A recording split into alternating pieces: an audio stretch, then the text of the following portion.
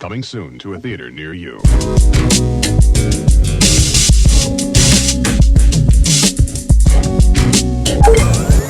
Yo, it's your boy, Mr. Marin. This is episode not 45. I seen you when you posted the last episode, it said 44. Yeah. We on 45 now. There we go. Episode 45 of the Real Ones podcast with your boy, Mr. Marin. And I got my man, 150 grand. RB, what's going on, brother? Not much, man. Just another day. I hear that. Yo, CinemaCon just happened. Yeah.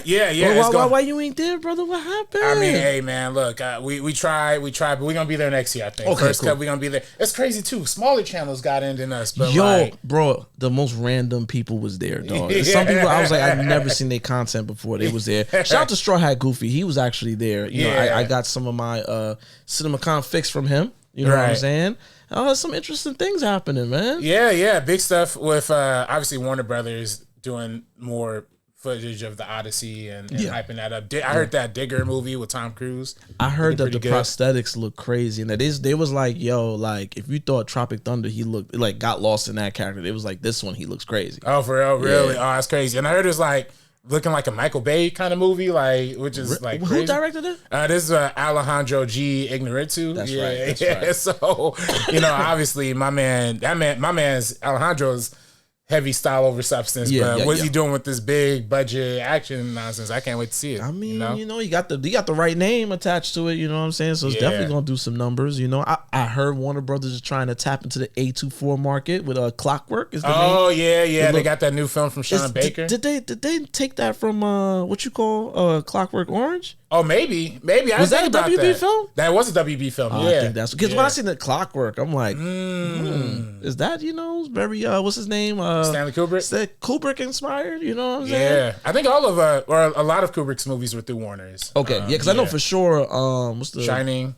The Shining, yes, and Eyes Wide Shut with Nicole and Tom Cruise, right? Which was also one of the cinematographers on that movie is the same cinematographer as the movie we're going to be talking about today.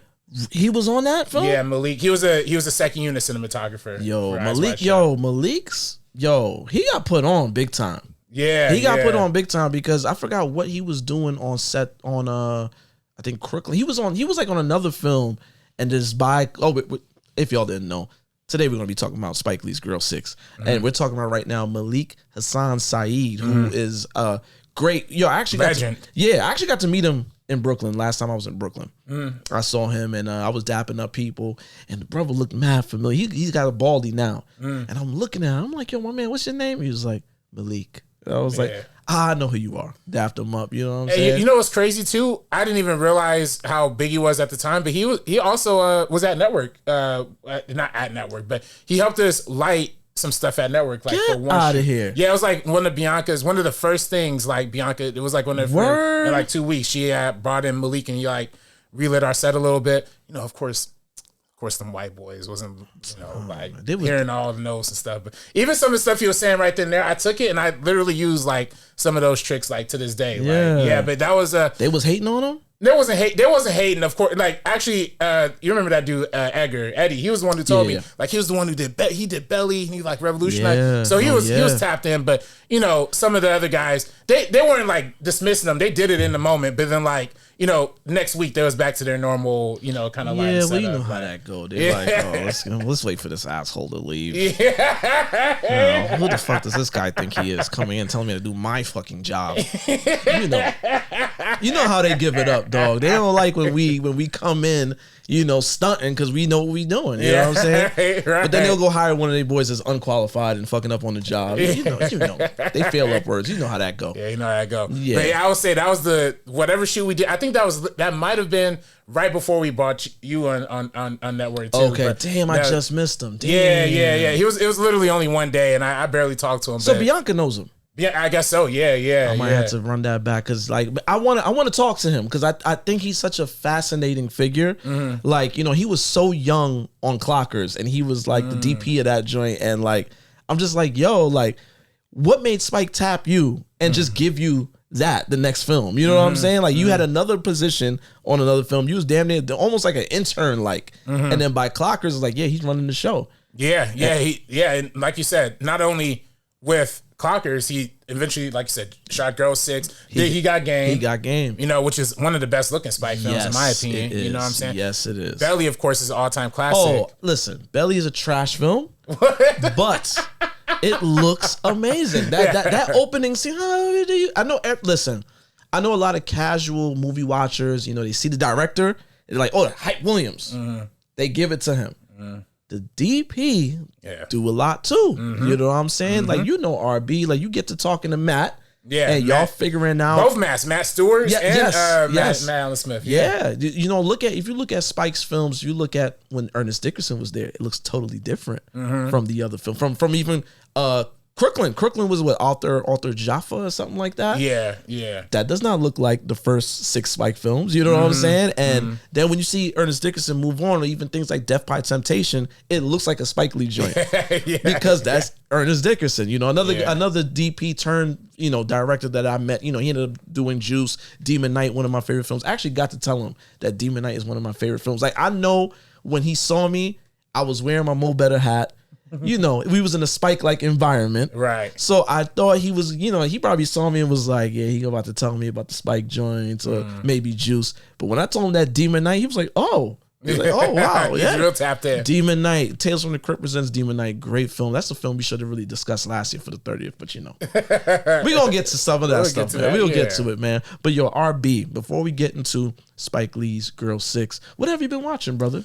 Oh man, I haven't had a chance to tap in with the movies since last time we spoke. Same here. Yeah, but I have been, you know, watching TV. I always recommend Miss Pat Show. Still one of the best TV shows. I know it's on BET Plus. They're actually moving it to Paramount Plus. Yeah, I heard they're actually retaining it. Yeah. That's one of the few BET. I think that's a good sign. Yeah, I think it's the only BET Plus.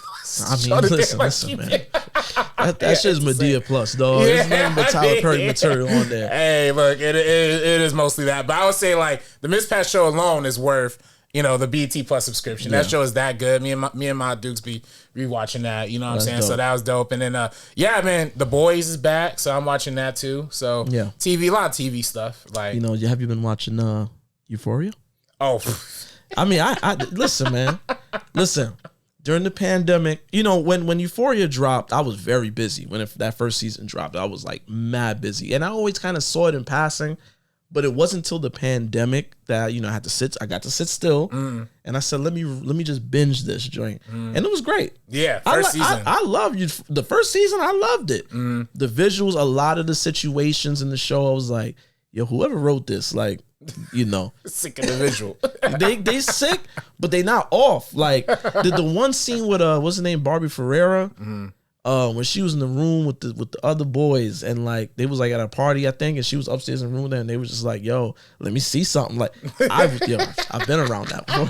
It's some teenage shit. I've been there. Like motherfuckers in the room with the joint, like, yo, like let me see. You know what I'm saying? And like it's just like these little nuances that I'm like, yo, they were there. Like, you know what I'm saying? Like they were there. And then you know, season 2, I like season 2. It got crazy. Yeah. It turned into a real soap opera. Like, and then it was like the whole character arc with Cassie, and then, you know, the Cassie Maddie situation. Oh, that's fun.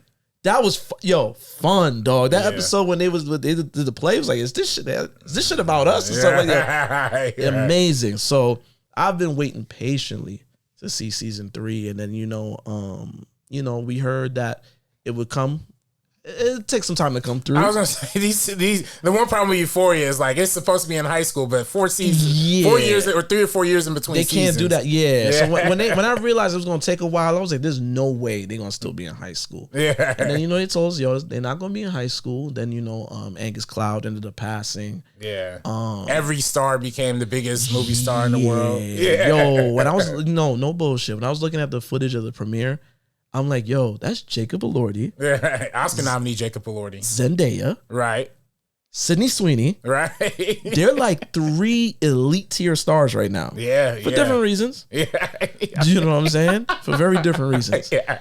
But they're all elite tier, and I was like, oh, this gotta be the last season. There's no way HBO is gonna have the money to pay them for season 4. Yeah, nah. And the way it's going so far, episode 1, you know what I'm saying? I think this might be it. Oh yeah, it's the end of the road. You know. Oh, yeah. Now, how did you feel about episode 1? Yeah, I mean, well, same as you. I love season 1. Season 2, I thought was a fun ride and really good. The finale just did nothing for me, man. Like, I agree. Yeah, the finale was just like you had all this fun storylines and all this great stuff, and it ended with a lot of action, but without a lot of character, resolution. I agree. Even to the point, like, slight spoiler alert, but it literally ends with like Zendaya walking off into the sunset, being like, "And this happened, and that happened," in the end. Like, I was like, really? Like, I waited 10 episodes for this, so I was already kind of dismayed with Euphoria. Even though I love season 1 and season 2, I was like, it was must watch TV. Like, don't get me wrong. Must watch. I was there every Sunday. Yeah. Oh, I was on it. I was on it. Yeah. Nah, it was on. But yeah, this one, man, you could tell they're really leaning more into let's make it action heavy. Let's make it over the top. Like, they really are leaning into the most sauciest, exploitative elements of the show without, I hate to say it, without a lot of the heart, a lot of the character. Yes. And a lot of the heart of the show really comes down to that brother Labyrinth. You know what I'm saying? The music. I know Hans Zimmer composes this. If y'all don't know, man. Oh wait, he does? Yeah, he's the composer for the season. Yeah. Oh, HBO had money for this joint. Yeah, for season 3. But how it go with Hans Zimmer. He don't really be composing his own music anymore. Do tell. Well, that's what they said with Hans Zimmer. Like, he has a studio in Santa Monica. So he has a bunch of mentees, like people he's mentoring, and apprentices who actually write the music for him, and he takes the credit for it. Like, you know who I heard do that? Who's that? Your boy. Kanye? Yes. Oh, I mean. I heard some time ago, I'm not going to reveal my sources, but I heard some time ago that Kanye definitely have ghost producers that he kind of have on call. Yeah. That he take things from, and I mean, I don't doubt that. I mean, it kind of makes sense. Like, that's kind of why Kanye has all these different sounds. Yeah, and can you envision Kanye in the lab really doing anything nowadays with everything that's going on? Same thing with Drake. Like when Drake blew up, and it was just like he got ghostwriters. I was like, yeah, yeah. With Drake, it was more shocking because it's like, he prides himself on his pen, and he's actually a good rapper. Like, in terms of his bars. Listen, Kendrick should decide. Right. I think Drake is a great artist. Yeah. Especially when he writes. He wrote "Mine" for Beyonce. That was dope. Like, when he pens like his R&B, as long as he's not singing on it. When he pens his R&B stuff, it's actually cool. And then he can rap well. You know what I'm saying? But yeah, when he got big. Like crazy big, it was just like, I don't know if he have time to be writing like that. You know what I'm saying? He's too outside. Yeah. Especially with Drake. I mean, with Ye, of course, he's always made it very out there that he has ghostwriters, and he works. Yeah. So, and then with the producers wise, Except for that one time, Kim Kardashian was like, he was writing, I forgot how many bars. She don't know rap lingo. I forgot what she said, but Twitter was cutting her ass, and she was like, she tweeted it out like, "Yeah, Kanye's still playing, writing XYZ." I'm like, girl, shut up. Right. That's the funny thing too. Where he said him and Kendrick have a whole 16 song album together. They recorded and never released. Kanye and Kendrick. Really? Like, that's what they say. That's what Kanye claims. You know what I'm saying? Oh, wait, when did he say this? Well, that was during the Life of Pablo rollout. You know what I'm saying? Well, that was also too. They had that song "No More Parties in L.A." So amazing. Yeah. That's probably one of the best ones. I think they said they recorded this album on tour together, but I can imagine Kanye heard that album, was like, "Damn, I'm getting out rapped." Facts. So let me just put that away. But no facts. But no, I'm saying all this to say, like, I'm not mad at other producers like working. I know Kanye. I don't even think Kanye really claims that he's like producing all of his own stuff anymore. With the Hans Zimmer thing, I like Hans Zimmer. Respect, legend, OG. He ain't the same as Labyrinth to me. You know what I'm saying? Yeah. I think Labyrinth, he tweeted before Euphoria season 3 came out. He said he pulled his music. Yeah, they took it out. What's going on? Hey man, a lot of people don't like that boy Sam Levinson. I know. Man. I was about to say that. I think he got a lot. His rep is trash. Right. His rep is trash, and he's on a trash streak right now. Yeah, between the Idol and this, huh? Yeah. Listen, I tapped into episode 1. it kept me locked in. I'm going to be watching this. Yeah. I'm going to watch it to see how it unfolds. The Idol, however, episode 1, I was like, yeah, nah, I'm good on this. Like, I think I got to episode 2. I think. But like halfway through episode 1, I was like, what are we doing? You know what I'm saying? It was one of those that I knew immediately it was bad. Like, I was like, oh, this is not good. Right. And then I'm, I know I'm a man. I know, I like to see the joints, but gratuitous sex is like a turn on for me. It's too much. When you just doing it gratuitously to the point where there's no story, like why am I watching Lily Depp finger herself? Like in a long shot at that. Or the Weeknd fingering her in front of all those people. Yeah. What is going on? Like, I was good on the Idol early, but Euphoria, it's a change of pace. Yeah. The one thing too, I don't know if you. I feel like, man, my boy Jacob Elordi, he don't care no more, man. Oh, he's mailing it in. Yeah, big time. Yo, there's a lot going on with this cast, man. Yeah. Did Zendaya show up for the red carpet and leave the red premiere? The premiere? That's what she said. She, you know how the biggest stars always pull up at the very end of the premiere. She pulled up at the very last second, ran straight into that theater. Allegedly left the theater a little early, you know what I'm saying? Like, so I don't know if she was vibing with the product, but I gotta say she was still great. Like, she definitely didn't phone it in. She did her thing. Coleman Domingo, you could tell he was checked out. Jacob Elordi, you could tell he was checked out. Was for sure checked out. Yeah. Cassie, Sydney Sweeney, that is. Were they even in the same room when they shot that scene, dog? I don't think they was in the same room. You know what I'm saying? Like, just the performance, just the delivery wasn't given. I'm bouncing off of somebody else. And then, when they do show them in the same room, it's from behind. Right, so it's like it could be a body double. It could be a body double.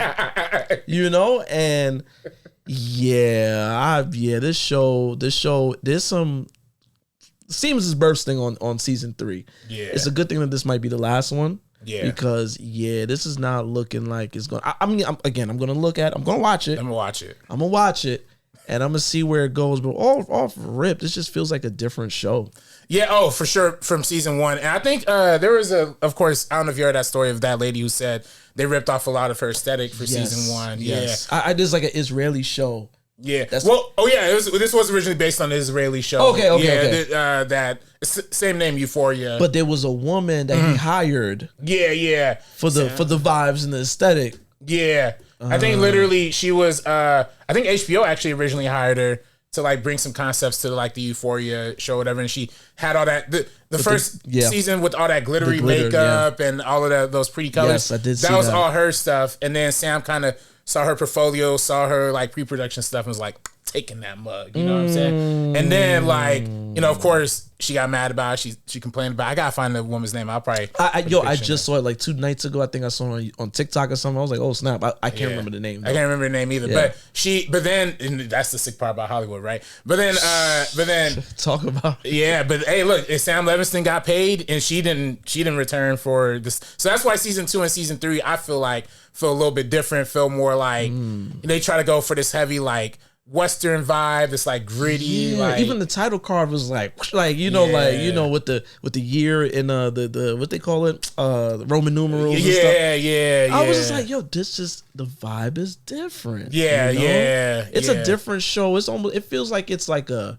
Not a spinoff. It feels like it's like what they do when shows collide, like the characters from the different shows. Oh, like a crossover episode. Yeah. I feel like this is another series that the Euphoria. It just take place in Euphoria universe. You know what I'm saying? And then but it was fun. Like not ha funny, but it was like.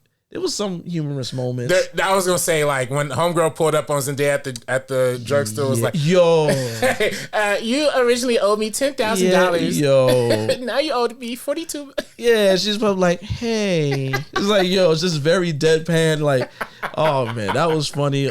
Shorty that was boofing the drugs that she shitted on herself. Oh yeah, the dog was licking her. I was like, "Yo, come on, dog." That was crazy. What's my man Adebisi from Oz? He was really good. He popped up towards the end of the episode. Him and my man, damn, Marshawn Lynch. Marshawn Lynch. What the hell's wrong with me? I'm forgetting everybody's name. That was an interesting end to the episode. Yo, like it kept me locked in, but I see people that's like trashing it. Like they're like, yo, this shit is garbage. Yeah. No, I mean, I'm not gonna give it garbage yet. I will say is it's leaning on garbage. It's like a strong 6 out of 10 right now. Oh, yeah. But then if they could fumble it very easily. And I do think, there's a point my homegirl Sabrina made on First Cut Live, like, they are going more gross than like normal. Like the whole showing these girls like gagging, putting these drug the things. KY jelly, swallowing the boof in the That's a different level that we've seen in like this show normally. Like, so. It's very good. Yeah, and then even the chicken getting its head cut off, snapped off. Yeah. Like they going in. But that's the edgy thing to do. A24 type. Just be edgy. Right. So. Yeah, no, but I'm locked in though. I'm gonna check it out. I'll say too. Yeah. By the way, those guys at the end. That's honestly seeing this whole strip club storyline. Mm-hmm. That's the main reason I'm still folded. You know what I'm saying? Because I'm like, all right, like these brothers and Zendaya, like see Zendaya act with some black people. I know, right? Finally, Zendaya's next to some black people or something. The hell. Yeah. But I see, your girl Sydney Sweeney. She's still doing the Gooner material. You know what I'm saying? Oh. They got the one picture that went viral with her with the pastor. We gotta have a conversation about Sam Levinson's. There's some weird shit going on, man. Like, there's some like this damn near pedophilia, dog. I know she's a grown woman and all, but what's this? She had the legs up here with the pacifier. That's nasty work. What's going on? And the fact that like in the episode, like, a little bit spoilers if you haven't seen this thing, she talking about wanting to do OnlyFans, and then she goes up to that dude Nate, and then Nate at first he like, nah, heck nah, like that. And then like, he started thinking about that money situation. Yeah, because she want the wedding with $50,000. $50,000 flowers. Yeah. It's just like, chill. Like, what's wrong with you? And then and then what she called it, ghetto. She didn't want no ghetto wedding. Yeah, that was funny too. You want to sell your body for floral arrangements? I will if I have to. Absolutely not. No. Well, then we have a really big problem. Because I didn't wait my entire life to have a ghetto wedding. People saying she improvised that line, dog. She said that from her heart. Yeah, right no, she meant every bit of that line. You know what I'm saying? It's just, some of the line, like, even when Rue goes and introduces her character, she was like in some right wing MAGA. She's a right wing suburban bubble. Oh yeah, it's like they kind of go in there. You know what I'm saying? Like they letting you know what time it is, and this whole that red carpet situation was very awkward. Dog. Like Zendaya curved Sam Levinson. Yeah, she did. She curved Sydney Sweeney. Oh, she curved Scooter Braun too. I see. I didn't catch that one. Yeah. I know. What's her name? Alexa Demi. They showed when her and Sydney Sweeney embraced each other. And it was very like, oh hey, it was very, like there's a lot going on. And then somebody was talking about like their friendship. I think Alexa Demi was talking about the friendship that the cast have, and like she did not mention Sydney Sweeney, and it's just like, there's a lot going on, man. The chemistry is all off, and you can see it. It's on the screen now. Yeah, no, you can see it. I wonder. She met. Sydney Sweeney MAGA, like low key. So it's like, I wonder what the tension could be. But I do also, man, my girl Alexa Demi, man, they got her with that face removal. You see that, like with the. Here's the thing, man. One, I think cats forget she's older than everybody. Right. How old is she? Like she's in her 30s for sure. But I think I don't know, maybe because I'm almost 40. I like the look on her, man. Like I like the aged look. Like she look a little older, but like in a very good looking way. No disrespect to older women, you know what I'm saying? But you know what I mean? Yeah. You know what I'm saying? She just looked real good. I know the chubby, you don't get the little chubbiness. I like the chubs, the little dimples. Man. I know we don't got that right now, but she looked good to me, man. She looked good. How old is she? What year she born? Let's see. 35. 35, yeah. Yeah, so she's going to be 36 in December. Oh, man, but dang, bro. I know, but see, that picture looks, Is she looking like Angelina Jolie out here, bro? See, but I like the videos, it looked better. That picture, like when she's posing, it don't look good. Like, you know what I'm saying? But in the videos, she looked much better. Like when she's actually like in action, you know what I'm saying? Right. She looked good. Listen, Alexa Demi fine either way, dog. Like, either way. Yeah. Either way, she fine. She just went from like a 9 to like a 7. You know what I'm saying? Like, I hear you. I hear you on that. I hear you on that one. Man, She's still passable. Listen, as long as she ain't a 5. Yeah, You know what I'm saying? Yeah.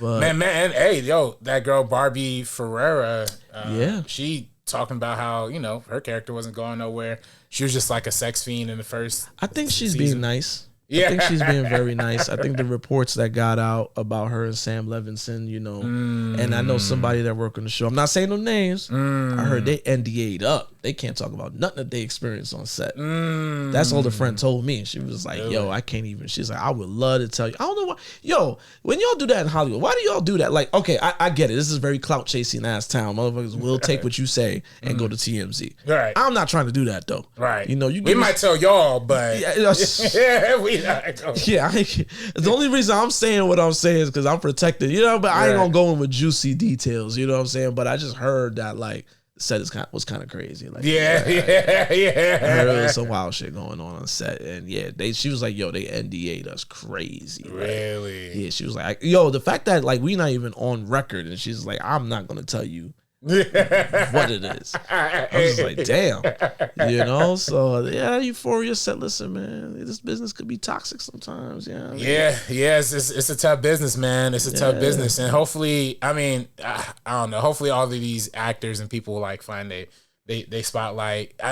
The first two, like you said, the first two seasons, really the first season was like amazing. No, the first season is like perfect. Yeah, and Zendaya, I think, was the youngest black woman to win an Oscar Emmy for.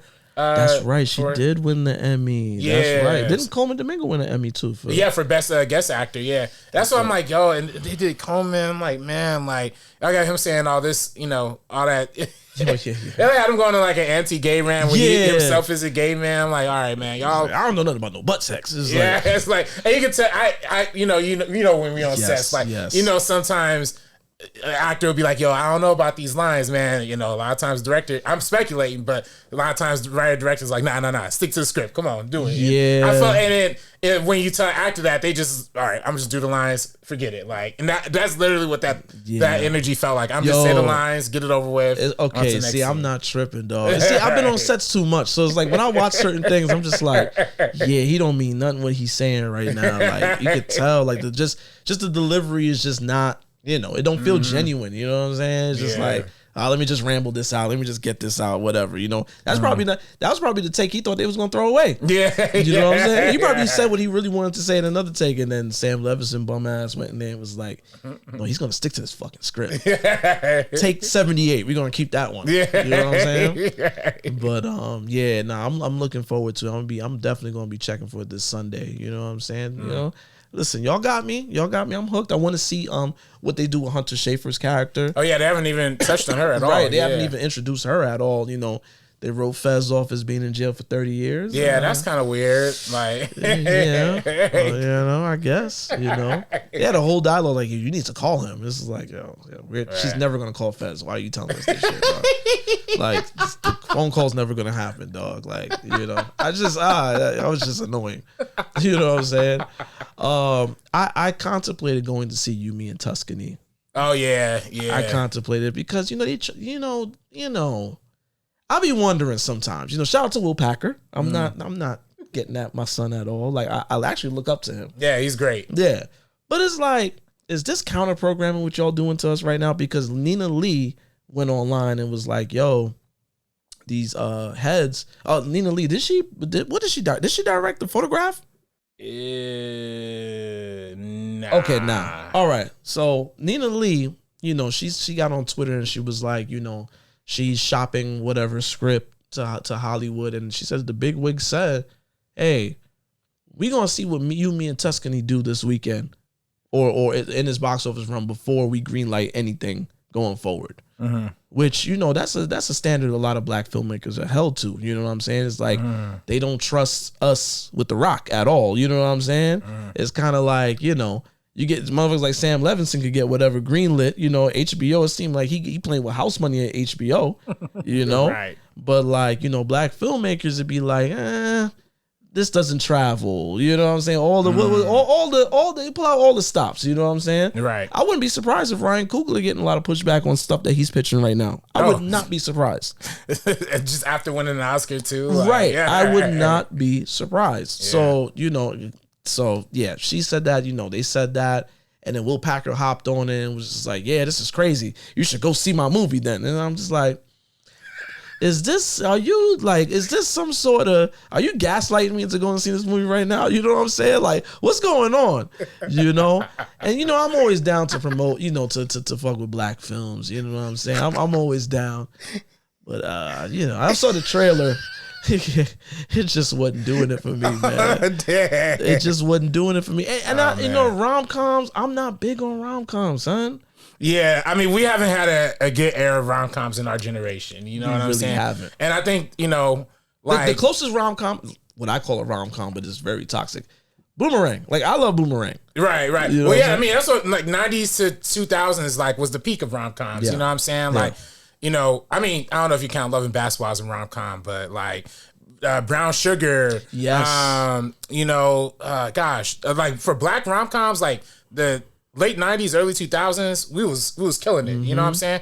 And then, you know, I'm not trying to mess with Will Packer either. I do respect him. He was one of my first followers on Instagram. So I love you, Will Packer. Yeah, we love you, man. That Think Like a Man joint might have killed the genre for really. us. You know, I never saw that. I never saw it. Good. Yeah, okay. I'm saying good. I never saw it because I just didn't get around to seeing it. Right. But then Think Like a Man 2 annoyed me. Because when I went to go see The Best Man, Holiday, right. that trailer with Kevin Hart, they was ODing. Like, at this point, Kevin Hart was on top of the world. And they had him in every frame just doing the most. And I'm like, yo, is this Kevin Hart the movie? What the hell? So that the last thing it was like, let's say coming this summer. And then, like, you thinking the trailer's about to end. He's like, yeah, you better go see this movie. I'm like, damn, get the fuck out this trailer, dog. Yo, get out this trailer, B. It was just annoying. And I got turned off by Kevin Hart after a while because it was like, yo, because it's like, he was just doing the same jokes. He kind of started mailing it in. Like, you know, and I get it. You figure out the formula and you stick to it. You know what I'm saying? Yeah. But he started ODing at one point. And I was just like, oh my God, he's not funny, though. I watched one of his stand-ups. With like the beginning, he had something where the fire was coming out. He was like, made the fire kept coming out the ground, but like the jokes were just, it just wasn't hitting. And then they cutting the people and they like dying of laughter. I'm like, this ain't funny. This ain't funny. Then I heard his last Netflix joint wasn't funny. Nah. Well, actually, I don't even know what was last Netflix. Yeah, I don't even know. Last time I remember was the one he did during the pandemic, like in his house. I didn't see that one. That was weird. You know, I checked out of Kevin Hart. I ain't gonna hold you, man. I checked out on it. Respect him, but I'm good. He did have one dramatic series that came out on Netflix. With Wesley Snipes, right? That one, yeah. I didn't see that. Again, checked out, man. That was True Story, which is I highly recommend. It was good. It's trashy, but it's hilarious because it's like, yeah, he's basically playing himself, and it's about. You remember when Kevin Hart got caught up in that scandal where his best friend was blackmailing him for cheating on his wife? Yes. This is literally the story of that. Like, this is literally him dramatizing that story. He flipped that into a project. That's crazy. Hey, man, when you got it, you could do it. And I bet you that same wife's still right next to him. Yeah. Probably went to the premiere to watch it and everything. Hey, it must be nice, dog. Us regular folk can't remind our ladies when we did something wrong, you know. You be watching a film and be like, damn, this it's too close to home. And they quiet watching it, like, you know, I was just like, oh man, can this scene end already? God damn. You know? Okay. Yeah, but you know, but I seen that they was trying to gaslight Negroes into going to see this movie. And I'm good. Oh, no way. Yeah. I can't say there was gaslight. I mean, they was making I mean, it's a good point. I mean, this Nina Lee person, it is kind of funny. She didn't really have any involvement in the film. She did say that she recently finished her first feature film it was like an independent rom-com. But she did at the premiere. So see, like, yo, is this cross promotion? Like, they're like, yo, I'm gonna help you out with you. Just act like you've been victimized by Hollywood. Like, you know what I'm saying? Like, I don't want to be that guy, but like, yeah, it got crazy. She got looped into the promotion for the film practically. Yeah, and which is kind of funny because like she was saying, you know, when black writers and storytellers, all valid. It is written by a white man and directed by a white woman. Tricky combo, you know, but and this is where I'm like, yeah, you know, yeah, this is, I mean, Look, man, I think Halle Bailey is a very cute woman. You know, I love looking at Halle Bailey. Excuse me. Halle Berry and Halle Bailey, yeah. Right. But I don't know. She got that good mother weight on her now. You know, since she popped up that kid, she look a little juicy. That's the way. Yeah, you know. But, you know, I don't know. The trailer just wasn't doing it for me. Oh, so you a DDG fan. That's what no, it's no, about. No. Hell no. I get it. Hell no. I don't like them little streamer boys, man. Pack them up. I don't even know what she was doing dealing with him anyway. I was just like, she could do better than this shit. The fuck? You know what I'm saying? But... the trailer just wasn't doing it for me. And then they hit me with the white boy in the beginning, like the trailer. I'm like, this is about to be another interracial love story. Listen, man, love is love, but I'm tired of that shit. Well, to be fair to the movie, I think you're saying that the two black people are going to end up No, that's what I'm saying. Like, the beginning of the trailer, I was just like, I know this ain't the movie. They trying to gaslight me to go and see. And then, then this switches up. Okay, yeah. And I was like, oh, okay. All right, cool. So she's leaving the white man to get with the brother. Yeah, I could live with that. The very light-skinned brother, you know what I'm saying? They still, they're like, yo, you can't make him too dark now. Yeah, the paper bag up. They was like, hey, Will, make sure when you cast him, make sure he ain't darker than this. Hey. But, it looked cutesy. Yeah, man. You know what really turned me off from the film? It was like an early screening for the film. And some Negro was in the theater with their camera, shooting the inside. And the movie wasn't on yet. Oh, okay. Why a Negro standing up singing "Let Me Love You"? These new Negroes nowadays, I am so sick and tired of this shit. They go to Sipping Paints and sing "Can We Talk," and they go singing Fantasia. When I see I get it. You're black, cool. That don't mean you gotta sing some R&B. So sit your black asses down and watch the motherfucking movie, please. God damn.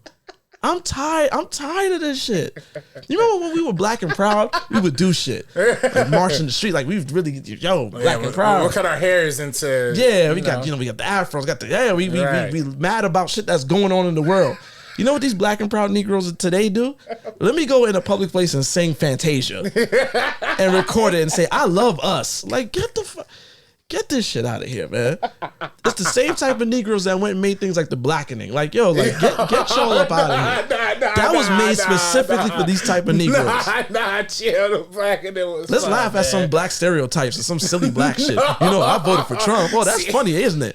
No, get out of here. So, see, another Will Packer. See, you hate Will Packer. Oh, that's a Will Packer joint too? Fan. No, I am not. I'm just learning a lot about John. I am not a DDG fan. Learning a lot about Mr. But damn, Will, I ain't know what was behind that shit. Damn, Will, I might be putting you on the rack right now. I might be throwing you on the grill right now, Will. Pardon me. Yeah, I still love everything you do. I still look up to you, but this new Negro shit you've been putting out is whack, dog. You know what I'm saying? Like, this just ain't my twist at all, dog.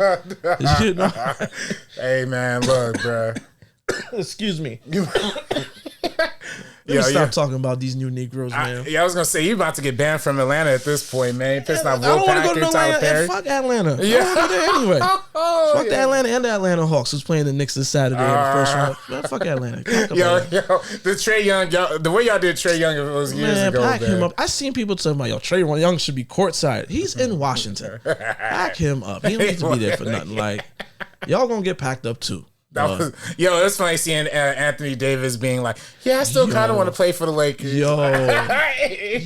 He's doing a very soft, get me out of here, please. It's like blink 3 times if you want out of Washington. Like, he's saying all the right things. It is so funny, dog. It is so funny. Him talking about Nico Harrison and the trade. That was a funny interview. I feel like I don't get a lot of Anthony Davis, so it's like the little bit that I did get there, I was like, he's actually funny. There's literally the one time he did an interview when he was with the Lakers, he got traded like the next week. That's crazy. That was like, But you see what he said? He said y'all chip ain't real. No. He didn't say that. He said it was harder. He said it was harder to get the chip. He said it didn't feel real because they didn't have no parade and stuff. So he low-key said y'all chip ain't real. No. He low-key saying the chip ain't real. I don't think the chip fake. I don't think the chip is fake.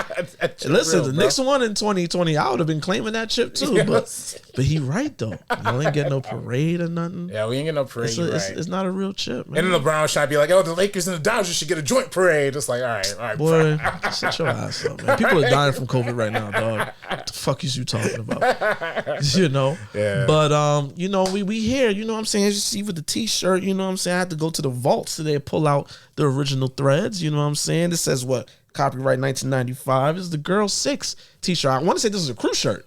This is what they was wearing, wearing on set. You know what I'm saying? So, you know, we here to talk about Spike Lee's Lost Joint, Girl 6, 1996. It actually, it just had a 30th anniversary at the end of March.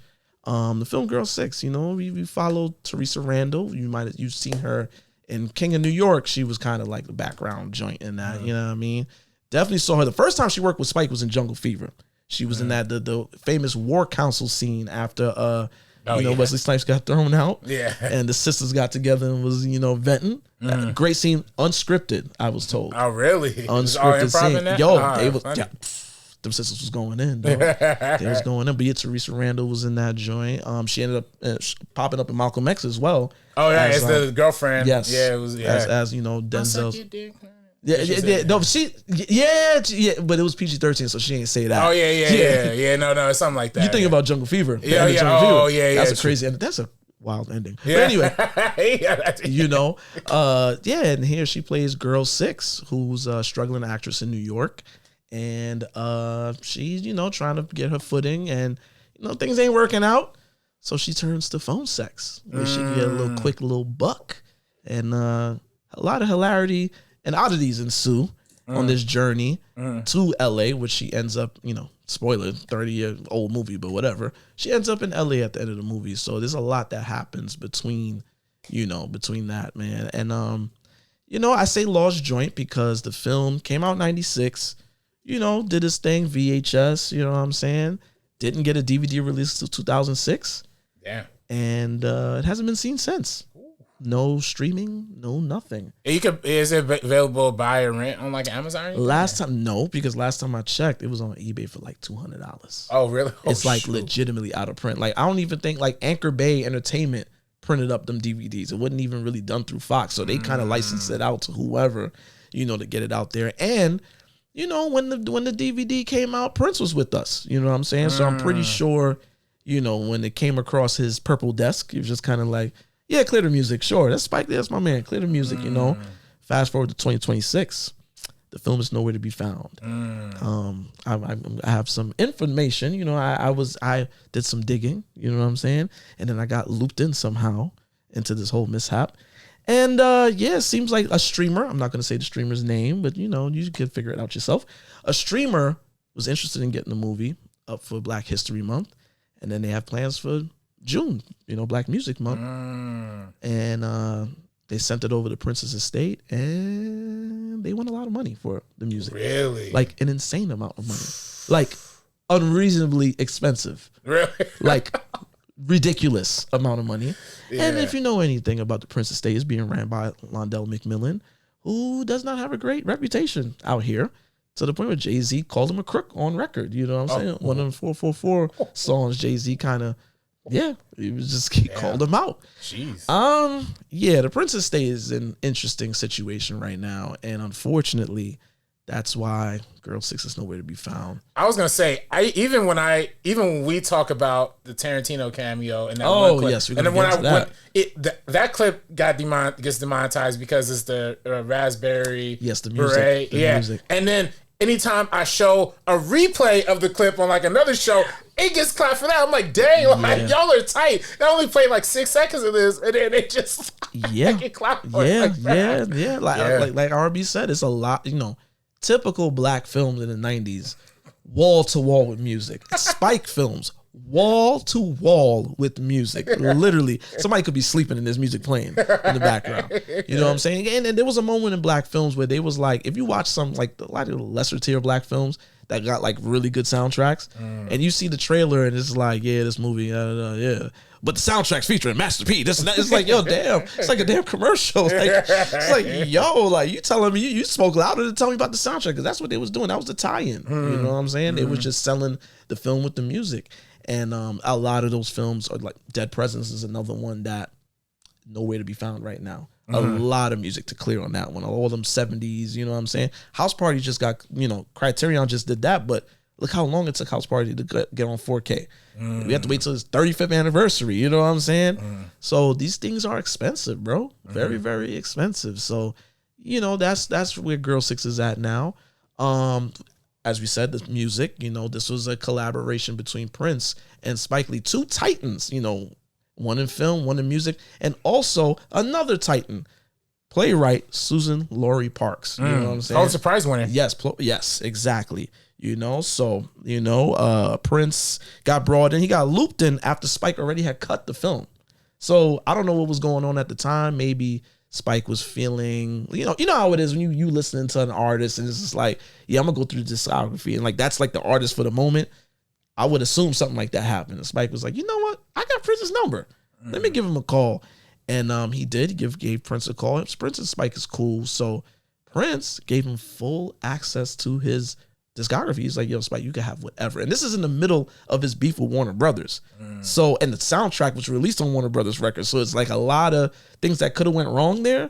But I guess the admiration the two brothers have for each other, Spike, Prince was just kind of like, yo, do what you want. You know what I'm saying? And it's a good thing he did that because Spike went into the depths. He pulled out some Protege records and stuff like that, put that on the soundtrack, stuff that's been out of print for a long time. So Girl 6 and its soundtrack is a treat if you're a music lover.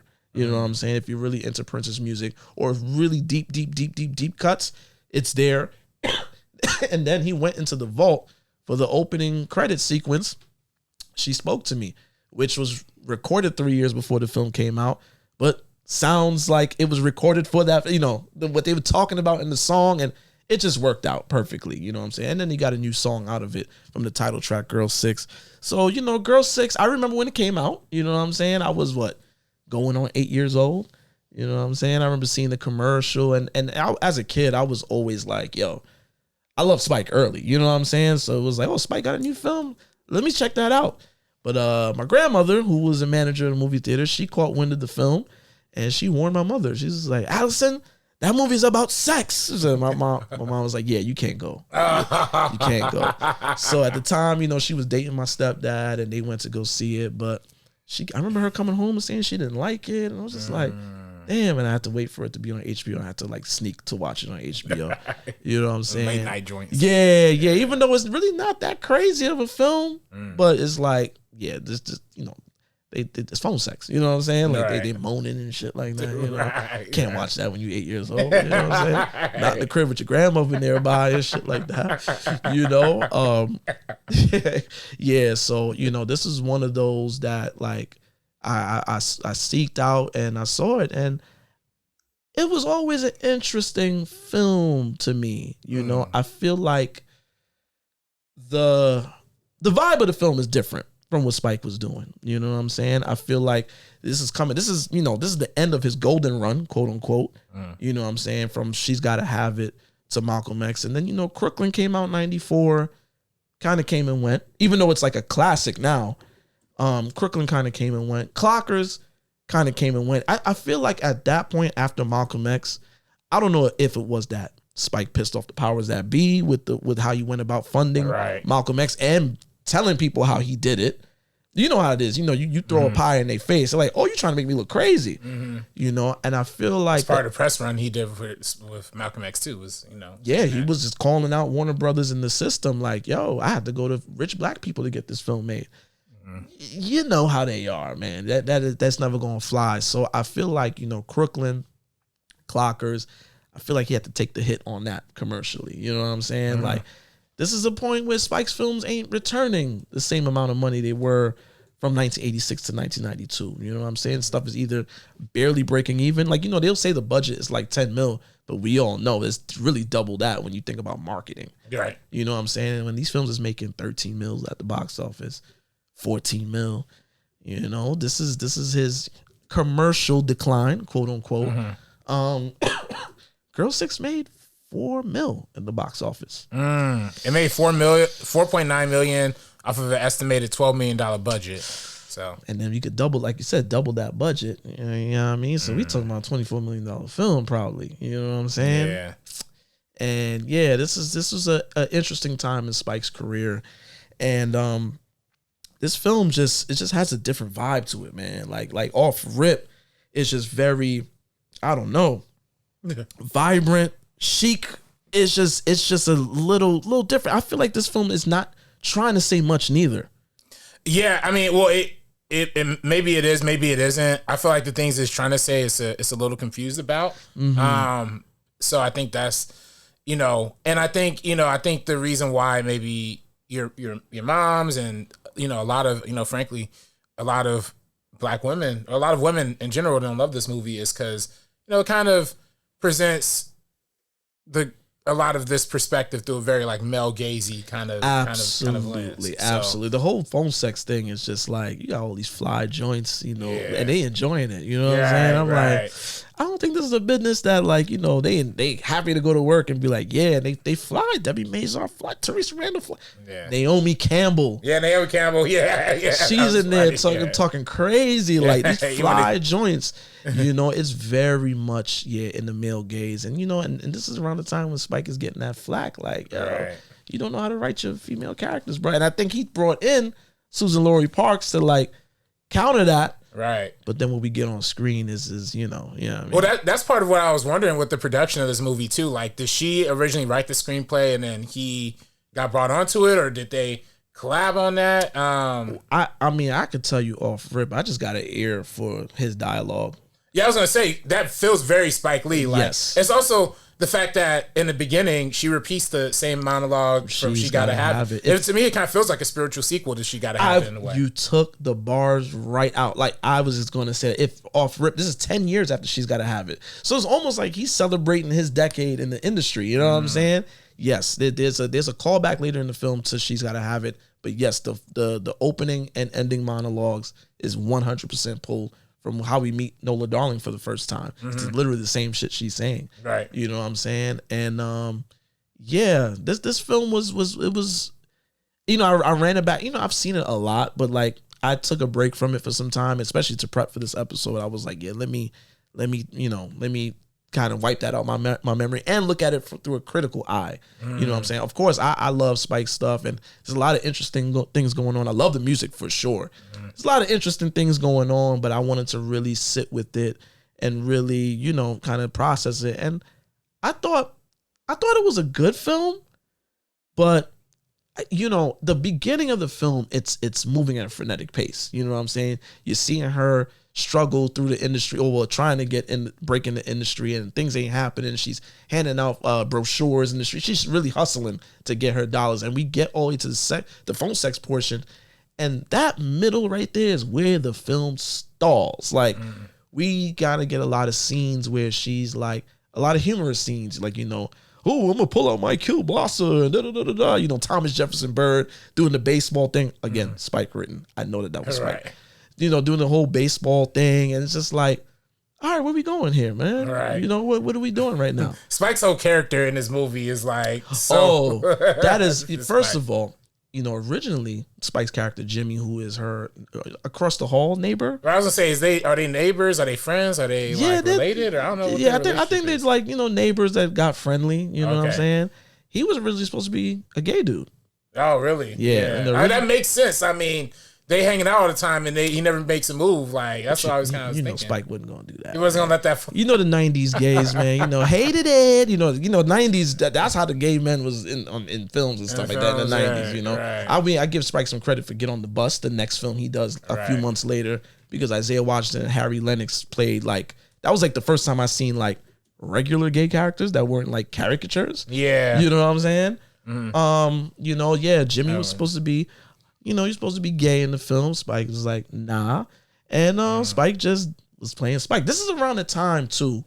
Spike is in this film this is like the last film he was in as a true co-star. That wasn't like a cameo. Because, he says in his books and stuff like that when he would do test screenings for stuff like, School Days and stuff like that. The audience really enjoyed seeing him on screen. Like it was reflected in the scores. So while She's Gotta Have It, he was in the film for budgetary reasons. He didn't have enough money to pay for somebody else to be Morris Blackman. I mean, that was his blessing, you know what I'm saying? Because that's made him into a household name. He ended up in Jordan commercials and stuff like that. School Days, he had to be in School Days, because people love Morris Blackman.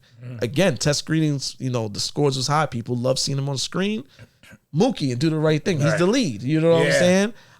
He's right beside Denzel Washington in Mo Better Blues. Jungle Fever is right beside Wesley Snipes. He's right beside Denzel Washington again. And Malcolm X. And then in Crooklyn, he takes on more of a, you see him for like 2-3 scenes. Right. The crackheads. Clockers. But 2 or 3 scenes, but the best use of his double dolly shot. You think that's the best one? Yeah, when he's like floating up into the air, like. Which one? When he was upside down high? Yeah. Or when Troy was high in the dream sequence and floating? Oh, that was actually Troy. Yeah, that was actually Troy in that one. The one who's upside down is top 5 too. No, that was cool. But I'll say, cool. One which they're both. Yeah, that has some of the best ones right there. Then in Clockers, he's in 2 scenes. Like, oh, that boy got shot up. Like, that's it. Yeah. He's a very Hitchcock-like, cameo. But in this one, he's a true co-star. He's playing himself. Yeah, he's playing himself. He literally has all his memorabilia in that scene. That's his shit. That's it. That's all his shit. Like, he's playing himself. Isaiah Washington is in this as her ex-husband. Right. The long departed brother Isaiah Washington. We don't acknowledge him that much anymore because he's a nut. Oh, man. But you know what I'm saying? He's in this. His character didn't feel like anything to me. Like, I felt like that was kind of a waste of time. Overall. Why? Yeah. And this film, where it suffers is that Spike Dolly shots, jump cuts, inserts, all signature. What's just as signature?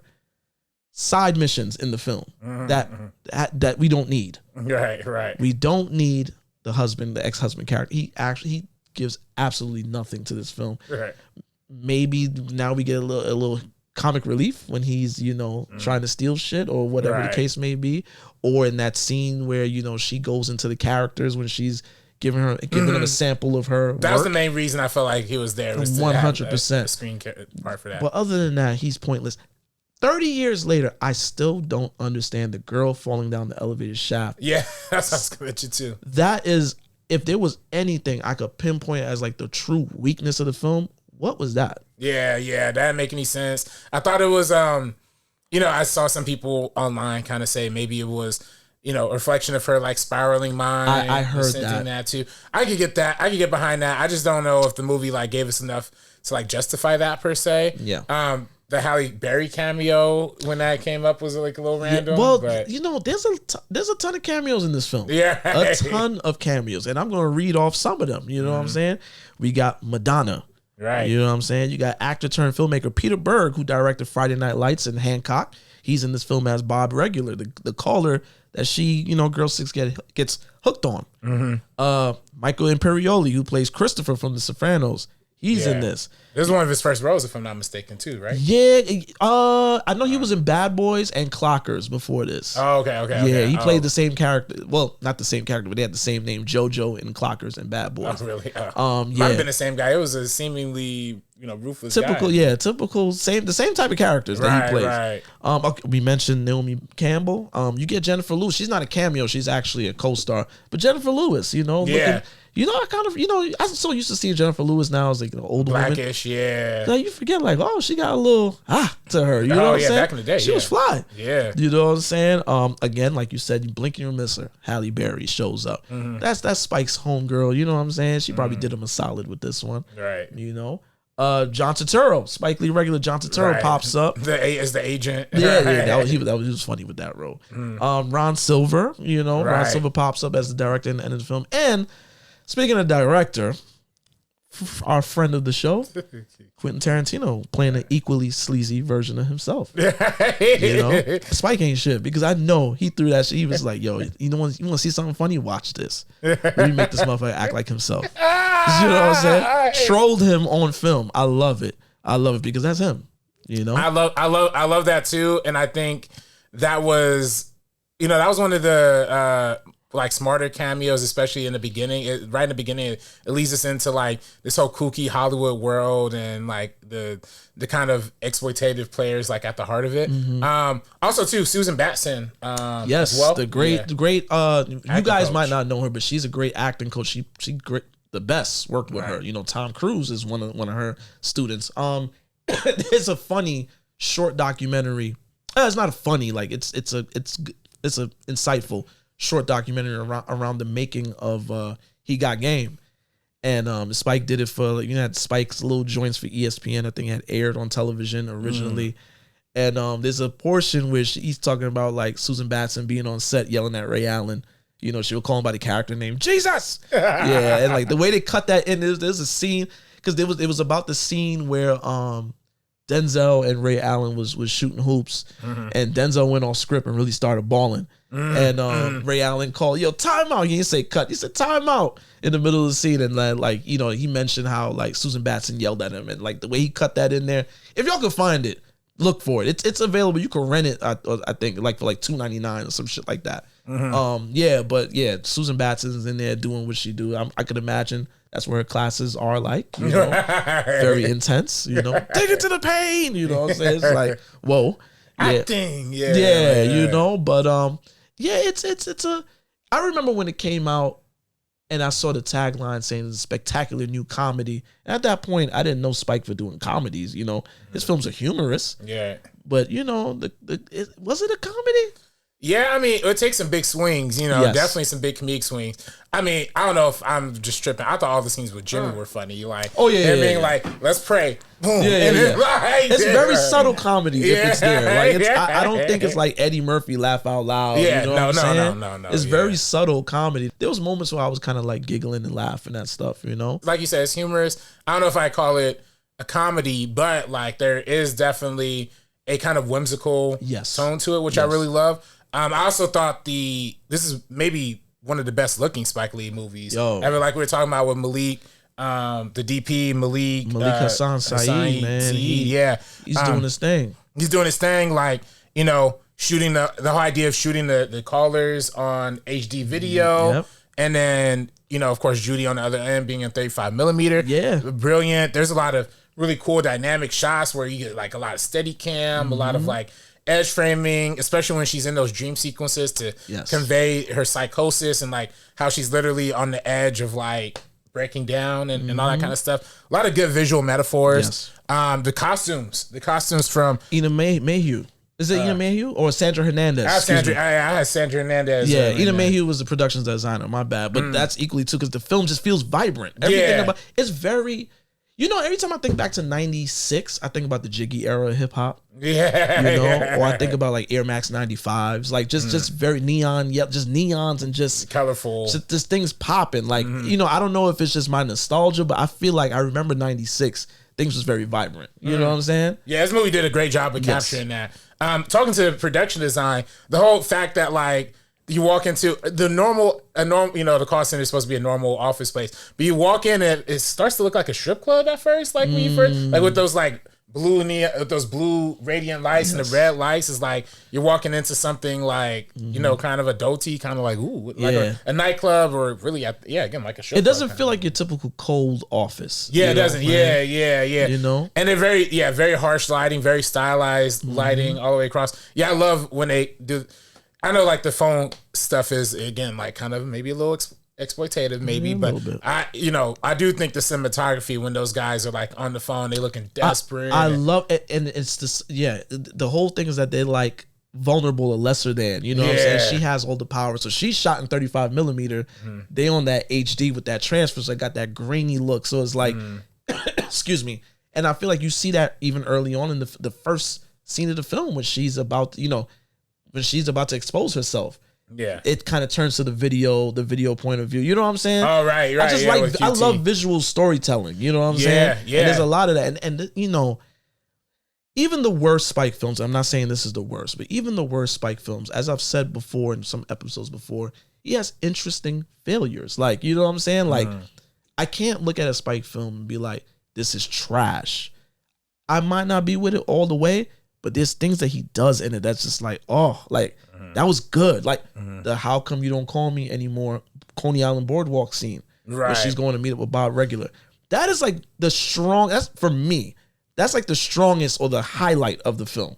Yeah, no, it's definitely a strong scene. I mean, it's definitely a big emotional moment. I think salute to, I think it was actually Roger Ebert who said this too, in his review.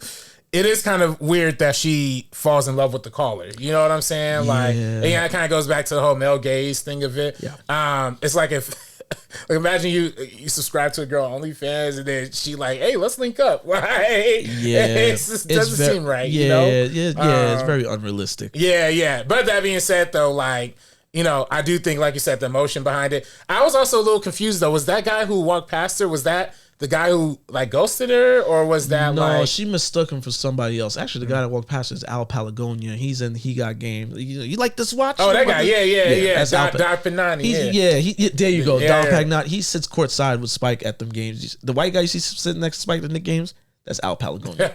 Yeah. Also in 2K, NBA 2K. Yeah, he's in 2K. Yeah, and he pops up in Spike's joints. He's always a little, the comic relief. He has a little one-liner or so, the wild, obnoxious Italian dude, you know what I'm saying? Yeah, but that scene, man, and also the scene where, like one of her last calls, if not her last call with Michael Imperioli, set to Princess the Cross, and it's just, she's on the dolly shot going back and forth, the red and greens, like in the apartment. Kind of really showing the chaos that's like happening in her mind, like the break in psychosis. There's visual storytelling. It's there.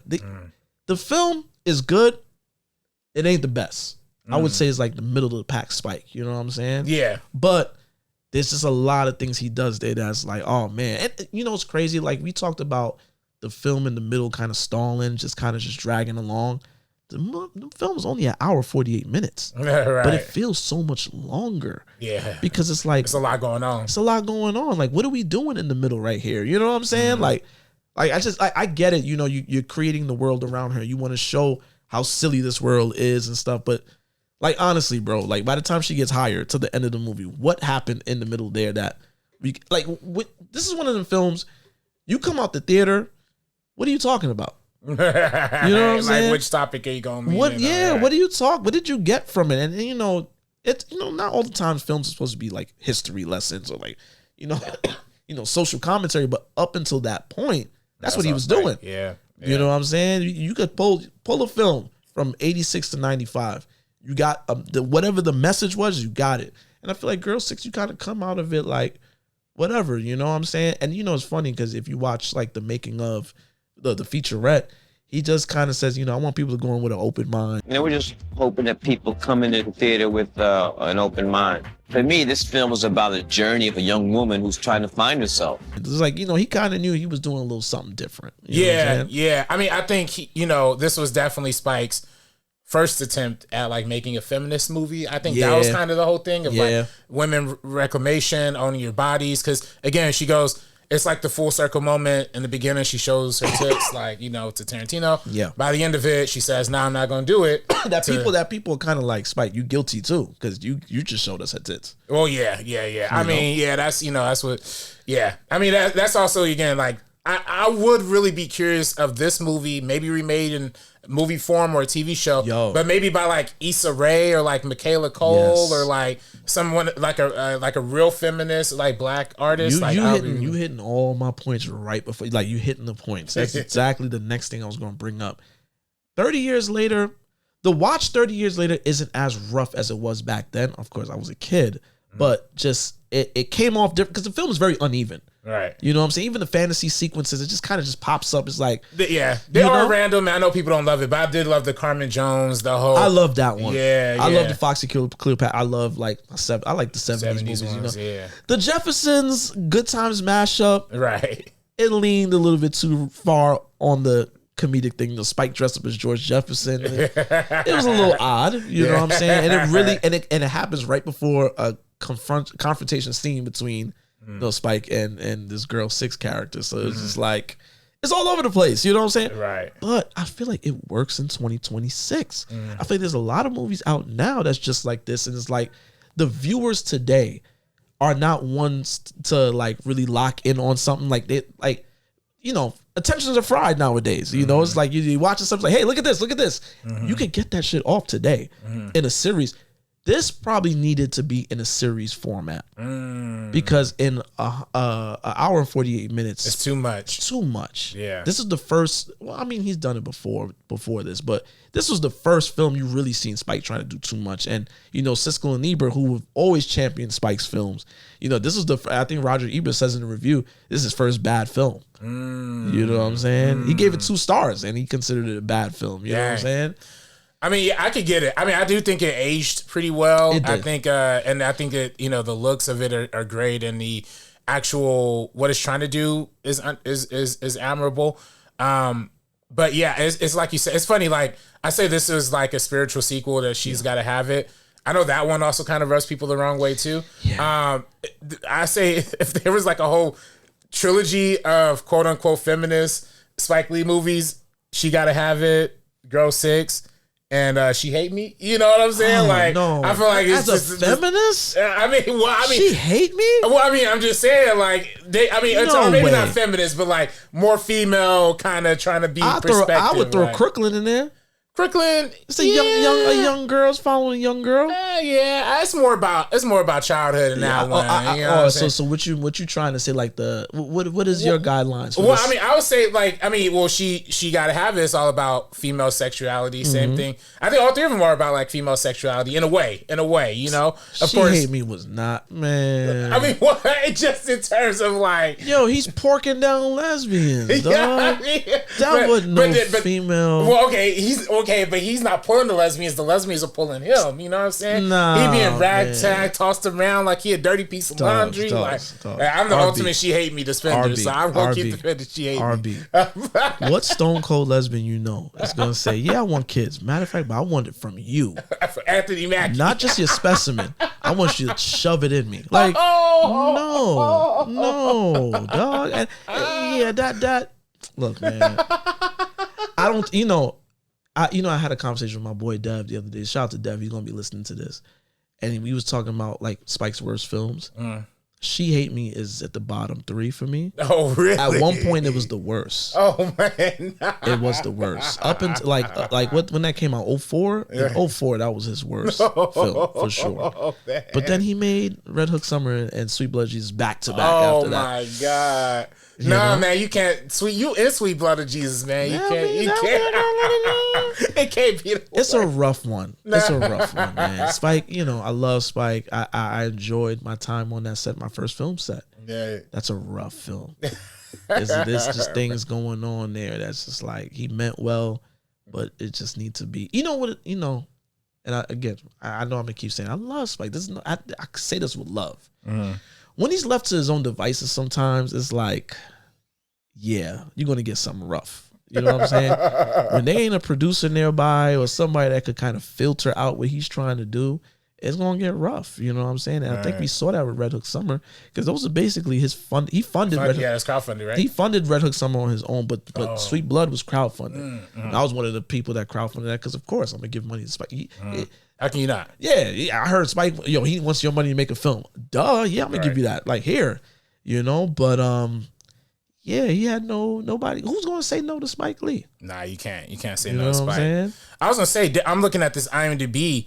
Peter Berg was the caller one. Yeah, that's Bob crazy. Regular. Bob, that's crazy. And then Debbie Mazar, who we still see. I love me some Debbie Mazar, boy. Yeah, you know me about me, the Italian women. Woo-wee. Spicy whites. I love me the spicy white women. Whites, man. Yeah, no, people were saying yes to Spike. I mean, again, I think like, maybe when he's on his indie tip, like people, don't let it go. Because he has his presence on set, dog. That's just like, it's his show. Mm-hmm. Who are you to say no? You know what I'm saying? Right.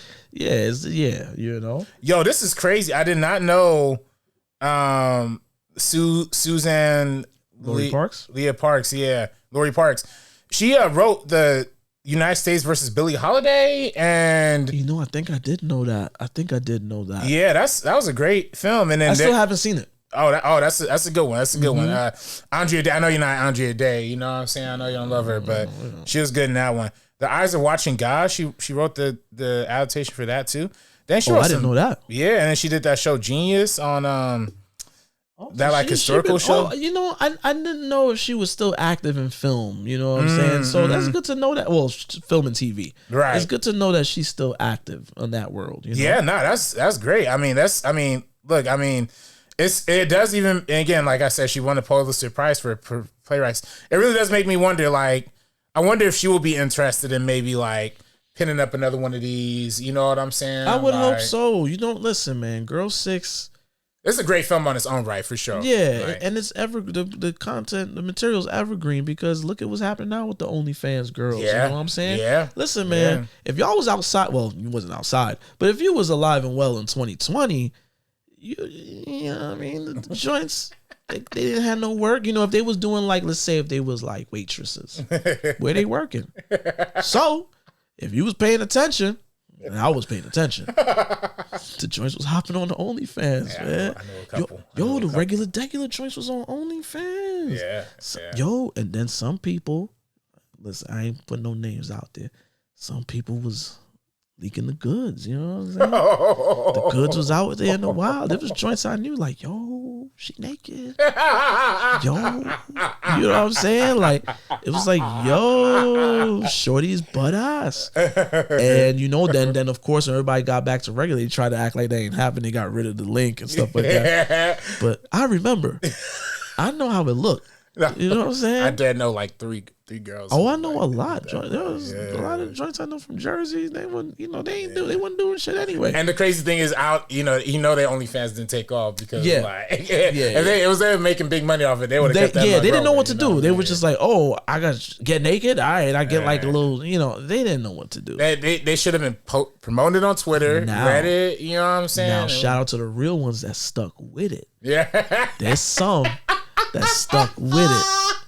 And they really making content now. Yeah, now they figured out the game. Yo, I ain't gonna say no names. Seen one joint. She got a video on the balcony somewhere. Oh, by herself? No. Oh, getting plowed out.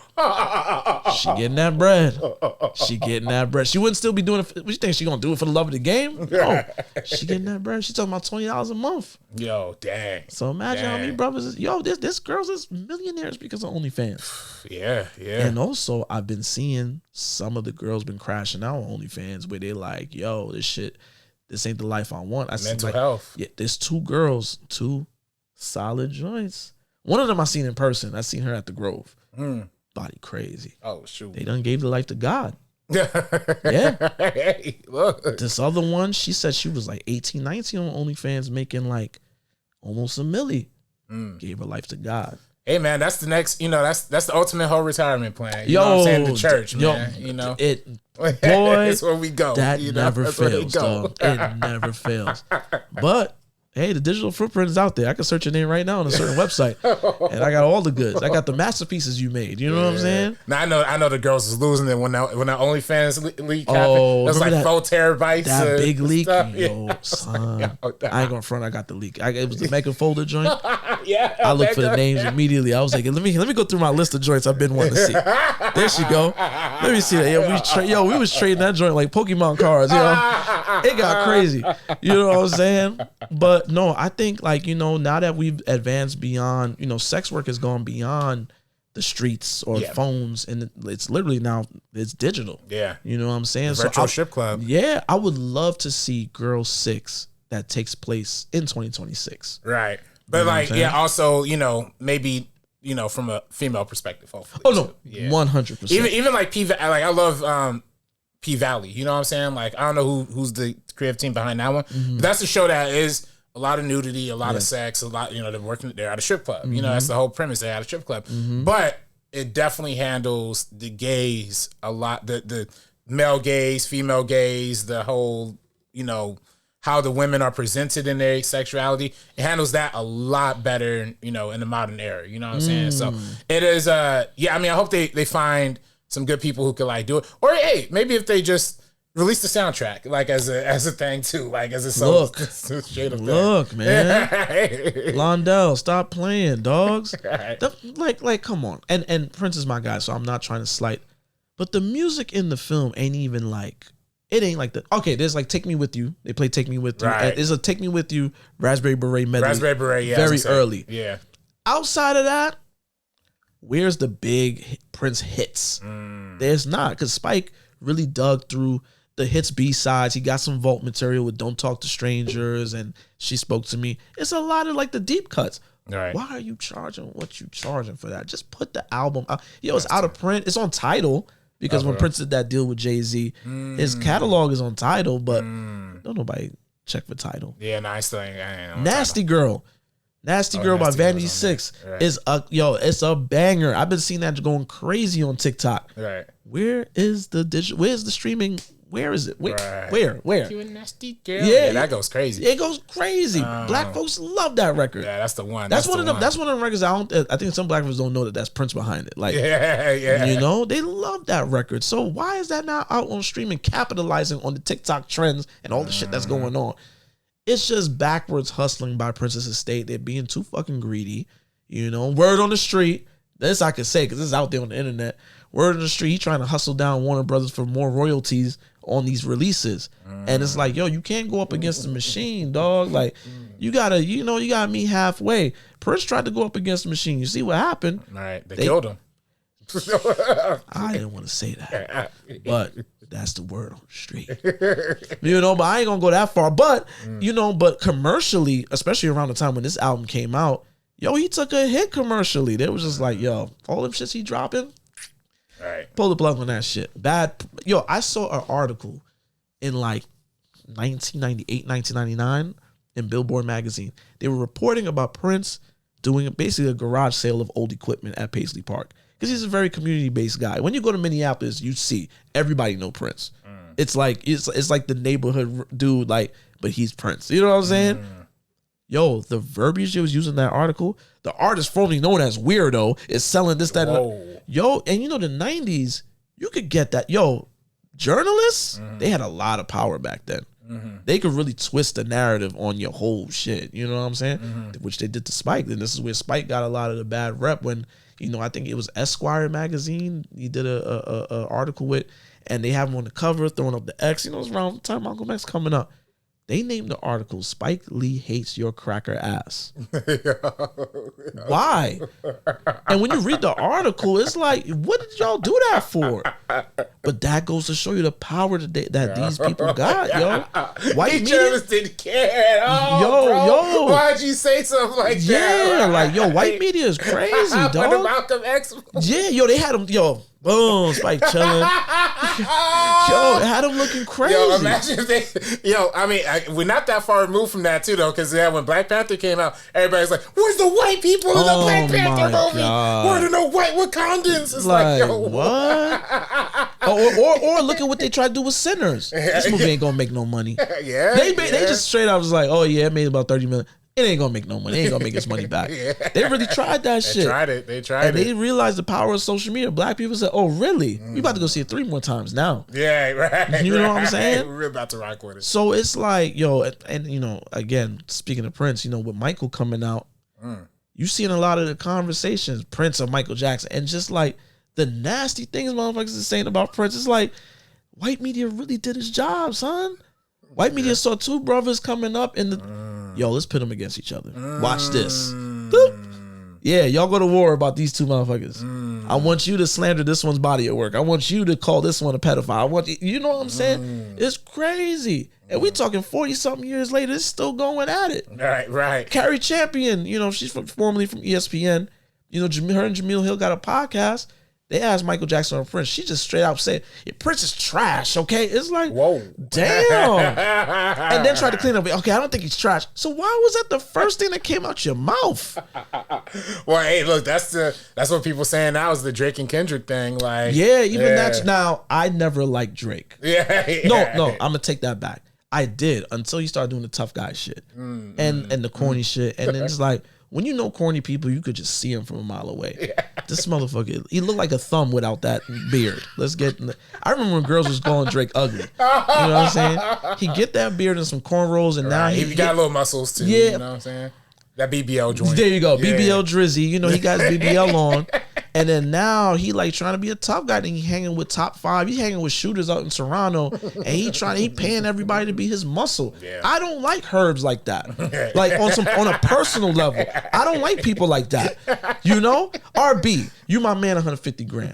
I know I'll be in your good graces, but the second you start acting like a tough guy and you start paying people to be around you, I'm like, what's good with my son? Like, this ain't you, B. This is not you. Like, cut it out. Like, you know. And then Drake talks crazy about women on record. He talks crazy about women, but the joints love him, so they let it pass. Like, I don't like the passes he get. That's why I love the fact that Kendrick chin checked him, on some real shit too. You know, Drake hanging with these bozos like academics and stuff that's going really. Oh, Drake just texted me. Oh, let me tell you what he said. Oh, Kaiser not just sent me the new song. Then he hanging with these white streamers. I never seen with no regular outside of academics. All these weirdo. What's the Aiden Ross? Yeah. He hanging with them, and so Drake, and he posted something. I think that they said that he was going up for like a right wing politician in Canada or something like that. Oh man, he's giving red pill vibes. You know what I'm saying? Pack him up. Yeah. So that's different. For me, Drake is personal, and then also the music just isn't good anymore. Yeah. The music fell off. Like I like early Drake stuff, and the music fell. When the music falls off, it falls off. I say that about Kanye all the time. To me, the music fell off. Once you lose me at the music, I'm done. You know, no attachment. Yeah, none. Like I could disconnect completely because you're Herb personally, and then the music is whack. So you know, that's different. You know what I'm saying? But yeah, it's just white media was going crazy back in the day, and the Spike was too opinionated back then. He trying to be quiet now. I know he's real chill now. He tries to be the uncle in these interviews, you know, the laughing, cackling uncle. Right. But hugging up with Bradley Cooper and left-handed dab. That was crazy. But I think lowest key to damage is done. You know what I'm saying? Because of who he is, you know, people he's an easy target now, you know, and when he's not responding back to everything. I don't know if you've seen whenever they try to bring him the controversial quote, like, what you think about this? And he's just like, God bless. Right. Yeah, he moonwalked out of that Palestine suit real quick, boy. Yeah, he had to because it got crazy. You know, they tried to put a fire up on him after the Oscars. Like, yo, so what you think about the show? Yo, that long pause before he answered was crazy. He was just like, you know. I already know he wanted to say some wild shit. I already know. But then he ended up being like, yo, I really wanted Delroy, which is valid. I think we all did. You know what I'm saying? Right. But it's funny, like after that cup of tea thing, it just like became the best meme of all time. It wasn't the ultimate dad joke. Yeah. You from England? You from London? It wasn't my cup of tea. Like start laughing. Yeah. The running around, like that's what Spike has become. Because he's getting older. I get it, you know. But them old interviews, man, he used to just let off some bars. You seen what he said about Deion Sanders in the Oh no! He was like, that guy needs to be shot. It was like, yo, you're bugging. He's like, yo, you are wildin'. But they used to talk crazy back in the day. They just used to fire off things back in the day. Yo, you ever go back and read like dicey conversations and like the things that they used to say publicly? It's like, yo, they, you know, different times. Even I saw a clip totally random, but like I saw an old clip of like Orson Welles sitting next to some old other white actor on some interview, and then dude was like, and this is when Orson Welles was like in his big like old face. It's like, Orson, you gained a lot of weight, didn't you, or something like that? And Orson Welles was like, I may be fat, but I can diet. You're just ugly or something. Like hit him back. It's like, they was cutting each other up on live TV like that. He was cutting his ass like that, like on David Letterman type vibe, or like Johnny Carson. One of those. Yeah. Was there a laugh after that? At least, like, damn, he must have meant that shit. Like, yo, no LOL, you're mad ugly. Yo, damn. You know, that mother is funny, man. I'm like, yo, they used to, the 80s, 90s. They was like no filter. None. And and like I said, journalists had so much power. If you go read old articles, like if you wasn't liked, perfect example. Again, speaking of Michael, the Wacko Jacko shit. They used to bully that man, dog. And it was funny at one point. I ain't gonna front, like some of the jokes was funny. But then it's just like, damn, when you look back at it, like, damn. It was messed up. Some of them, I watched a report where they was talking about I was watching Bad 25 documentary not too long ago, and there was a CBS report about the release of Bad. Like, it was rolling out. Yo, they just kept going, Michael Jackson with another weird rollout with this weird stuff, and it's just weird. And it's like, damn, can you just tell me that Bad is about to drop? Like, yo, just tell us that the shit is dropping. But he was getting off so much bars in that. Like, they used to get that off, you know what I'm saying? So, different times, you know what I'm saying? And this was definitely at the point of Spike's career where it's like, okay, you made money for Hollywood. He was being snappy. He was a snappy Negro, huh? You want to be telling people our business, huh? So guess what? We about to bury everything you drop. You know what I'm saying? Oh, man. Now, the art will always prevail at the end of the day. Okay, the numbers ain't there. You know what I'm saying? He Got Game was like a modest success. Get on the Bus. Everything was very modest after Malcolm X. But the art is there because, I mean, you could break down Spike's filmography or jointography into different tiers, and it's all strong. Yeah. You know what I'm saying? Yeah. It's all really strong. It's a strong body of work. So, yeah, Girl 6 didn't do well. You know what I'm saying? It kind of fizzled out. But I think that there's I went to Letterboxd. I wrote my review on Letterboxd, and I said, let me go see what the people think about it. There's a lot of 4 stars. There's a lot of 3.5, 4 for Girl 6? 5 stars. Yeah. A lot of people that's like, yo, this was actually a fun watch. Yeah. It's a fun movie if you don't think about it. Yeah, that's the thing. Like, I was watching it with the critical eye, but if I would just throw it on just to I could throw this on. Very enjoyable. Yeah, and visually peak, visually very top tier Spike Lee, especially at that leading into that. You kind of mentioned it's like a transition period between the Ernest Dickerson side and then I feel like the 2000s when he hit of course 25th Hour. And then Inside Man and those Bamboozled. Yeah. Those films had a more elevated look. Bamboozled looked a little more rough, I would say. Yeah. But that was intentional for what the story was trying to tell. But then, especially I think 25th Hour. Oh wait, but time out. Them, Mantan minstrel show scenes look beautiful. Oh yeah. The reds was the big Negroidal lips, the big red lips. Oh yeah. On them black faces, it was just beautiful. Beautiful, tough to watch. I mean, that's the genius of Bamboozle, man. It's just it's funny. Some of them shit is funny. When Tom Davis, he's doing the banjo shit, and that's what I felt. I felt DJ Scratch in that scene where he kind of laughed they're like, yo, what you laughing at? Yo, it's funny. It's so good. It's so good. Nah, that's true. But now I definitely think, this was one of the more beautiful films, especially in that late 90s period they did. And of course, Get on the Bus is a lot smaller, budget, smaller scale. He Got Game is obviously great too. Son of Sam is after He Got Game. That looks great too. Yeah, it looks great too. Yeah. So yeah, I think, if I'm not mistaken though, He Got Game and Girl 6 kind of had a lot of the same crew, same production designer, same costume, same cinematographer. So it's it kind of helped build that look out as well. So yeah, I mean, I love the look of this film. I love the ideas that the film presents. The actual concept itself is such a fun concept, very marketable, like you said, very relevant to today.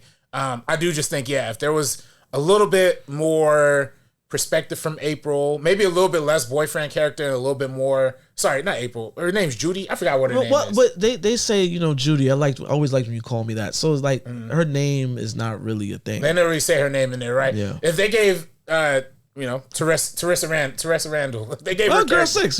Girl 6. If they gave her a little bit more depth, I think the movie would have it could have benefited it a long way for that. And a little bit less boyfriend, maybe even a little bit less Jimmy. I hate to say, even though those scenes are funny. I like the Jimmy scenes, but I get what you're saying. Yeah. Just more of her focus, and maybe even take out the elevator thing too. That gotta go. That definitely has to go, because it when it shows up and it doesn't leave, it's just I get it. It was just too on the nose for me, I think. Yeah. I don't need to go down a little elevator shaft to see that her life is crumbling. Yeah. You know what I'm saying? Just for the girl to live. Yeah. And it just kept that story kept going on. The fact that Halle Berry, that was the worst part of Girl 6, hands down. Because 30 years later, I still don't see the point of that. You know what I'm saying? Yeah. But other than that, shout out to Sam Pollard who edited. Like I said, it's a fun film. it's going and going until the middle, and then then when it ends, it just kind of just ends. She's on Hollywood Boulevard. You know what I'm saying? Yeah. The girl 6 on the marquee. A little surrealism. You know what I'm saying? Right. I like that. I like that. I'm not mad at that. I'm never mad at that. That one little last fantasy sequence with her in the black and white looked beautiful. Yeah, that was cool. I was trying to figure out what movie that was like homaging with that. Yeah, I don't know. I don't know. But I guess it's just classic Hollywood. But the song was Sometimes It Snows in April, which, sidebar, that was recorded on April 21st, 1985, which is 30-something years to the day of Prince's death. Oh, really? Yeah, same day. And it was on the album Parade, which is from Under the Cherry Moon, which is black and white film. So I wondered that, Spike just thought about that and, right. Maybe. That's a good one. I didn't think about that. I also thought, I forgot what I was thinking. I forgot which movie I was thinking that was coming from. But also, talking about, again, the cross in the Coney Island scene, that was honestly one of the best performances from Sign of the Times as well. Yeah. When he performed the cross. Oh, the cross. The cross was in the scene with Mike Imperioli. Yeah. Oh, that was okay. That was that scene. Okay, the boardwalk joint was How Come You Don't Call Me Anymore, which there's an interview, Spike. I always liked when Spike did this too. Like when he would do, if you watch his documentaries, Spike is a great interviewer. Hands down. He did an interview with Spike for Interview Magazine. And he asked him about, he said, honestly, like, what did you think about Girl 6? And, Prince was kind of like, some songs work stronger than others, but he particularly pointed out that Coney Island boardwalk scene. And he said, in fact, I thought that was such a good use of it that I started performing it again live. He was like, when I did it with my band, The Revolution, when we disbanded, I never performed the song because I figured I wouldn't do it as good again.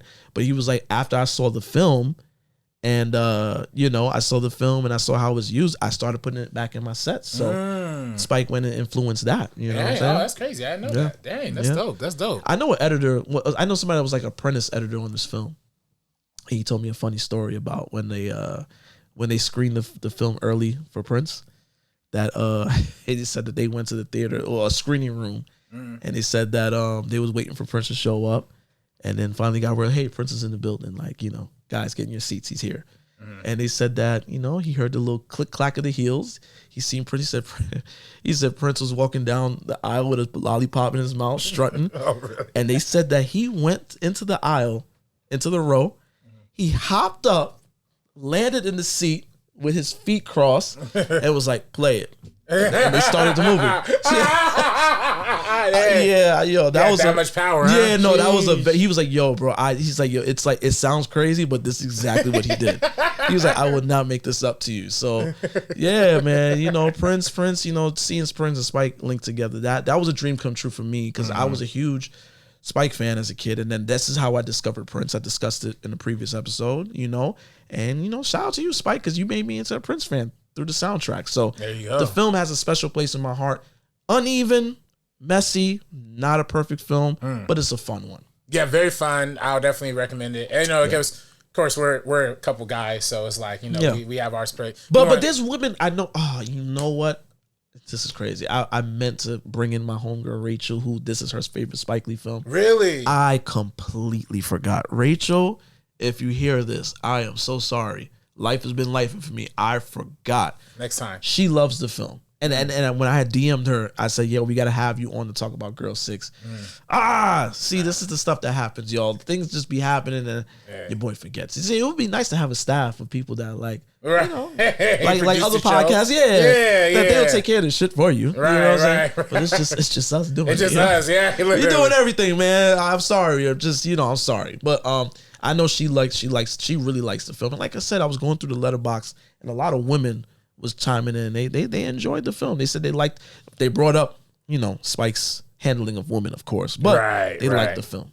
Yeah, it's funny. I feel like that's always been a constant thing for like a lot of Spike's movies, especially early on. But I think, I think the recent movies have kind of switched up a little bit. Like at least I guess Black Klansman was like not that. You know what I'm saying? Yeah, I guess that's the most recent one I could think of. Highest to Lowest wasn't great with the wife. But, and Black Klansman just had Laura Harrier mailing it in. I don't know. You think she was mad? I thought she was good. I thought she was good in that one. Yeah,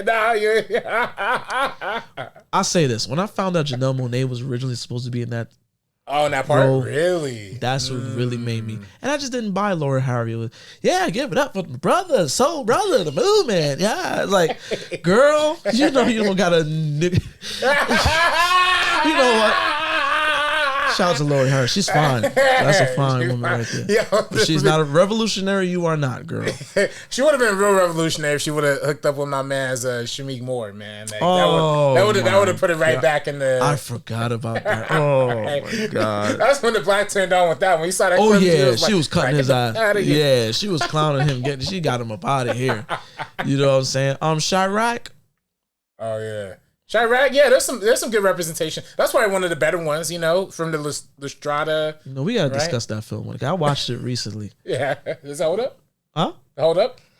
We'll discuss it. We gotta discuss. Yeah, we'll discuss it. Was that one of the first Amazon Prime originals? That was the first one. That was the first one. I was like, that launched Amazon. Yeah, that launched Amazon film division. Yep. They gotta like put Spike Lee's name in the rafters or something for that. Spike be doing a lot of like they be kind of breaking ground with Spike a lot. He's used as the lab rat most of the time. Right. And then when something failed, they'd be like, "Oh, that's Spike Lee. Oh, that's that Spike Lee shit." But then they'll take off at the platform and be like, "Damn, y'all forgot that Spike launched this for you." Right. You know what I'm saying? I mean, he didn't make Kickstarter hot, but it got very notable with his. That's when I first heard of it. Me too. Yeah, but then I heard about Veronica Mars. That's two Americas, man. Two Americas. Yeah. You put black people on the Kickstarter. How about that? Yes, definitely did. Definitely did. You know, definitely did. I've helped fund a couple of projects because of that. Yeah. You know, but yeah, Girl 6 did go largely ignored. You know what I'm saying? But it's made its little marks in pop culture. There's a song, a Tribe Called Quest song doing it where, Five Dog says, box office hit, strictly cutting no scripts and Risa Randall type chick, so I call a girl sick. You know what I'm saying? I know that. And then there's a video, which this song called My Love Is the Shh by Something for the People. It's an R&B group in 1997. The whole video is literally Girl 6. Really? Yeah, it's like they even start off with the Girl 75, girl that like even the main chick in the video calls herself Girl 6. Oh, really? And that video was on BET a lot back in the day. So, Girl 6, black. Listen, it's one thing about black folks, man. They might be fickle, but they gonna shout you out. They gonna show you some love if they feeling you. You know what I'm saying? Spike is gonna be forever. Spike is good in the black community. You know what I'm saying? White people, them white film bros, they can say what they want. Spike is always good. People could nitpick Spike stuff, as we saw with Highest to Lowest. People was going ham on that, but they gonna at the end of the day they check for it. People gonna always check for Spike. So you know what I'm saying? Yeah. No, we checking. I mean, we don't stay checking for Spike. I would definitely love to see this pop up on streaming one day. I mean, hopefully they'll get that figured out with the music and stuff. I'm gonna talk to my sources and I'll report back with y'all. But I've kind of made it my business to reach out and be like, hey, what's up with this? Right, you know what I'm saying? Right. It's good to have a direct line sometimes. Yeah. Fuck it. If you got a direct line, you could get some info or you could help push something forward. Do it. Yeah, got to. Especially in the era of like you mentioned before, losing so many black films. Yes. So many historical films, and I feel like it's hard for a movie to make a cultural impact these days if it's not on Netflix. If it's not on any streaming service, but if it hits Netflix, it goes super, super viral usually. Yes. So, and this is why I think, again, going back to Prince, this is why I think the state pulling the plug on that Prince documentary was a bad move. That's going to bite them in the ass. Now, I'm rooting for the Prince estate to do great things, but I think that one's going to bite them in the ass. Gotta get on that. Gotta get your shit out there, man. You know. But yeah, RB, I know you got some comments for us, man. What's going on? Yeah, I mean, I only got a couple. I mean, it's honestly a lot of them from the same ones talking about that. Sinners when Smoke was trying to roll up the cigarette. Oh, okay. That one was super popping. Got like I noticed a lot of people was kind of checking for that one. Yeah. That was a good one. This is from CLG870. Said the shaking hands was PTSD from World War I. Yeah, we kind of talked about that a little bit. The record store scene from Under the Cherry Moon. The Sean said record store. Just repeating the quote. Hey, I think what's today's date? Today's the 15th. In 2 days, Under the Cherry Moon is gonna be screening at the Regent Theater. Really? Oh, okay. I'm trying to go to that joint. Hey man, hey, we might have to pull up, do a little pause screen in there. Synergy 7443 talked about Under Cherry Moonset. It's a cult classic, not a great film. Yeah, I mean, it's true. It's very true. Yeah, it goes like that. Let's see who else. Yeah, remember when there was people upset about me criticizing the film? It's crazy. Oh yeah. I'm like, yo, y'all need to watch the clip. Yeah, you know like damn, I'm showing. I mean, it's not a perfect film. What the hell you want me to? You know what I mean? Right. Bassett 78 said, I just watched this yesterday, Under the Cherry Moon. Mm-hmm. I love this movie. Hey, so it's still hitting with new fans. Listen, Princess State, y'all stop playing games with Warner Brothers. Yo, this needs to be on 4K. This turns 40 on July 2nd. That needs to. We will eventually discuss this film again. We need to get that on 4K. You know what I'm saying? That they are dropping the soundtrack album at some point this year. They announced that a nice remastered version of it. But we need the film back. Shit, fucking throw it in theaters, man. Yeah, nah, we got to. You see, Sign of the Times brought them out. You know what I'm saying? Purple Rain brought them out. Go ahead and throw Under the Cherry Moon back in theaters, man. Yeah. Nah, or license it to Criterion. Let them. You know what I mean? They already showed the love on the platform. Let them put out the physical. You know what I mean? Oh, so it's not even on physical through Criterion. Nope. Oh, that's crazy. Nope. It was Warner Brothers. And when he passed, they did the Blu-ray when he passed, and the DVD had dropped in 2004 because this is when the musicology tour and Princess Revival was lit. Warner Brothers was like, oh, he's lit again. All right, let's get some of this shit out. You know what I'm saying? Right. So they did that. They did that twice. They waited until he was lit again to get it out, and then when he died, they got it out again. Yeah. You know how that goes. I was just talking to my boy the other day. When you are a big name, you're no longer a human. You're a product. You're a machine. Yeah, no, dead ass. Like yeah. RB, whenever you go to Glory, if you lit in your lifetime, they gonna treat you like that. Like, yo, keep pushing, right? Yeah, just be like, yo, just throw his face on a t-shirt. Yeah, let's sell these RB shirts. You know what I'm saying? It's like, damn, did he want this? Right. Let's put Jordan Peele's name on him. Yeah, you know what I'm saying? Like, yo, dead ass, you're just a product. You know what I'm saying? So it is what it is, man. Yeah. It is what it is. So RB, I know tomorrow I'm gonna go see that Lee Cronin's The Mummy. Oh yeah, I got invited early screenings for that. I didn't really. Damn, RB. I should let you know. I didn't think about that. Damn, I love me some horror, man. Oh yeah. Yo, I heard this movie was visceral, man. Is it? What's the Rotten Tomatoes looking like on that? Oh, one? I don't know, but I heard they said that the movie is visceral. It's very mean spirited. It's very interesting. Yeah, they packing up kids in these movies nowadays. You know what I'm saying? Right. Oh, it's a kid in the poster. Yeah. Oh man. Yeah, I didn't even watch no trailer for it. I'm gonna be real. It looked a little. Yo, I thought it was gonna be like Universal The Mummy, Brendan Fraser type John, but nah. And they literally have to tweet like Brendan Fraser is not in this movie. Yeah, no. If you see if y'all seen the trailer, which I'm pretty sure some of y'all did, yeah, that's definitely Brendan Fraser's Mummy, dog. So I'm looking forward to that tomorrow. I'm gonna go check that out. Michael coming soon. I'm looking forward to that. Yeah, man. So next episode we should have a little. I'm definitely gonna do Hey, are you gonna do the out of theater reaction for Michael? Who doing it? I mean, I'm probably gonna hit one. I'm still trying to get my way into one of the early screenings too. But yeah, I mean, if we whoever, however we do it, you know what I'm saying? Hey. Do one for the real ones page or do one for first tab. Yeah, that works. Split it up. Maybe we do a hybrid, you know what I mean? You get both of our takes on it in one video. Maybe. Exactly. Nothing wrong with covering this movie twice, man. Yeah, nothing wrong with that. Let me tell you something. Michael gonna get the clicks. Yeah, you damn right I'm gonna cover that shit. You gotta clip that shit up too. Yeah. Clip up that Michael. We gonna run it up. That's all I do, boy. I tell you, like, we did that Michael trailer reaction. I'm like, got 10K views, bro, on first cut, boy. Like, that's one of my best. That's one of the best ones we. If there's a group of suckers, it's the hee-hees. They're easy. They're like some whores. Very easy.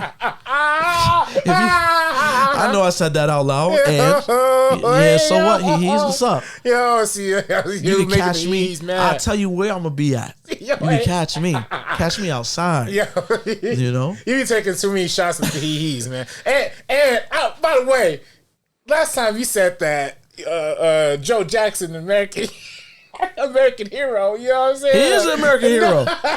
Joe Jackson is a black American hero. I can't let that ride. He's right there with Jackie Robinson. Right there with Martin Luther King. You know, he there with Malcolm X. Why is he not? Please tell me. Why not? Why not? He can't be man. You can't be hurting my man Mike Jack with and be an American hero, bro. Well, he beat his ass. So what? We all got our ass beat. That made us decent young men. Okay. I am now out in the street wilding out. I ain't doing no deviant shit because I got my ass whooped. Hey man. Look, my mom hit me with anything that was nearby. She took a remote control through that. Bow right because you get your ass whooped. And look, he turned him into look at what he did. He turned that boy into the most successful artist of all time. Yeah. I think Mike did that himself, but Man, you know what I'm saying? Like, hey. What do you think all that he shit was? He was screaming in yeah. Listen, man, he just flipped it and made it iconic. You know what I'm saying? Shout out to Joe Jackson. Salute to you, dog. Nah. You are American. I don't care. I'm not letting that ride. I don't know what RB talking about. Salute to you, dog. You are great. I know you look mean and surly, but I ain't fucking with you. You know what I'm saying? I would never piss off Joe Jackson. You look crazy. He don't give you some of that Mike Jack beating right there. there. Yeah, remember the American Dream thing when he made Marlon go and get that switch? Yeah. Of course I get that switch. That boy learned them spins after that, I'll tell you that much. Yeah, exactly. Shout out to Joe Jackson, man. You might have killed them kids' self-esteem, but hey, you know what I'm saying? You did what you had to do, okay? Listen, hey, that man was working in a steel mill, coming home to like 35 kids, man. I'll be whipping some ass too. I'm sorry. Yo, I get home, ain't none of y'all in bed yet? Oh, everybody get their ass whipped. It's like that, I don't know if it's random, but that Drewski sketch when he got that like work wife and then at the end of the sketch, the kids are like, Daddy's like, get the back. Dead ass. I ain't got time for this shit, man. I'm working hard. Listen, man, the kid shit is cute when they babies. When they start talking and being annoying, it's like, yo, get out my face. Right. Go to sleep. Enough. I'll be ready to put them to sleep. I love my kids. Don't get it twisted. I love my kids. But it's like, listen, when you're working hard, it is what it is. You know what I mean? Right. And like I said, them Negroes are an American institution at the end of the day, man. Janet Jackson, Jermaine look crazy, but you know what I'm saying? Like, shout out to the Jackson family, man. They give me the ick a little bit, but Jermaine look crazy, dog. He wasn't like today's generation? Yeah, Jermaine just look like he's melted. Like, his earlobes is attached to his face. He look crazy, dog. And then with the white people they keep around them, it's like, who's these? Well, for one of them is Michael Jackson's kid. I don't know if you saw a video on the timeline. Like, there was at the Michael screen in there, like, oh, can I speak to Michael Jackson's son? And the white boy pulls up, was like, oh, that's me, actually. Which one of them is his kid, dog? Which one of them? I don't think all of them is. But whatever. You know what I'm saying? Oh, man, the Mike K. I love Michael Jackson. I didn't say I didn't love Michael Jackson. They're they're just odd. They're just odd people. You know what I'm saying? They're odd people. I love to listen, man. They're black. They're black American.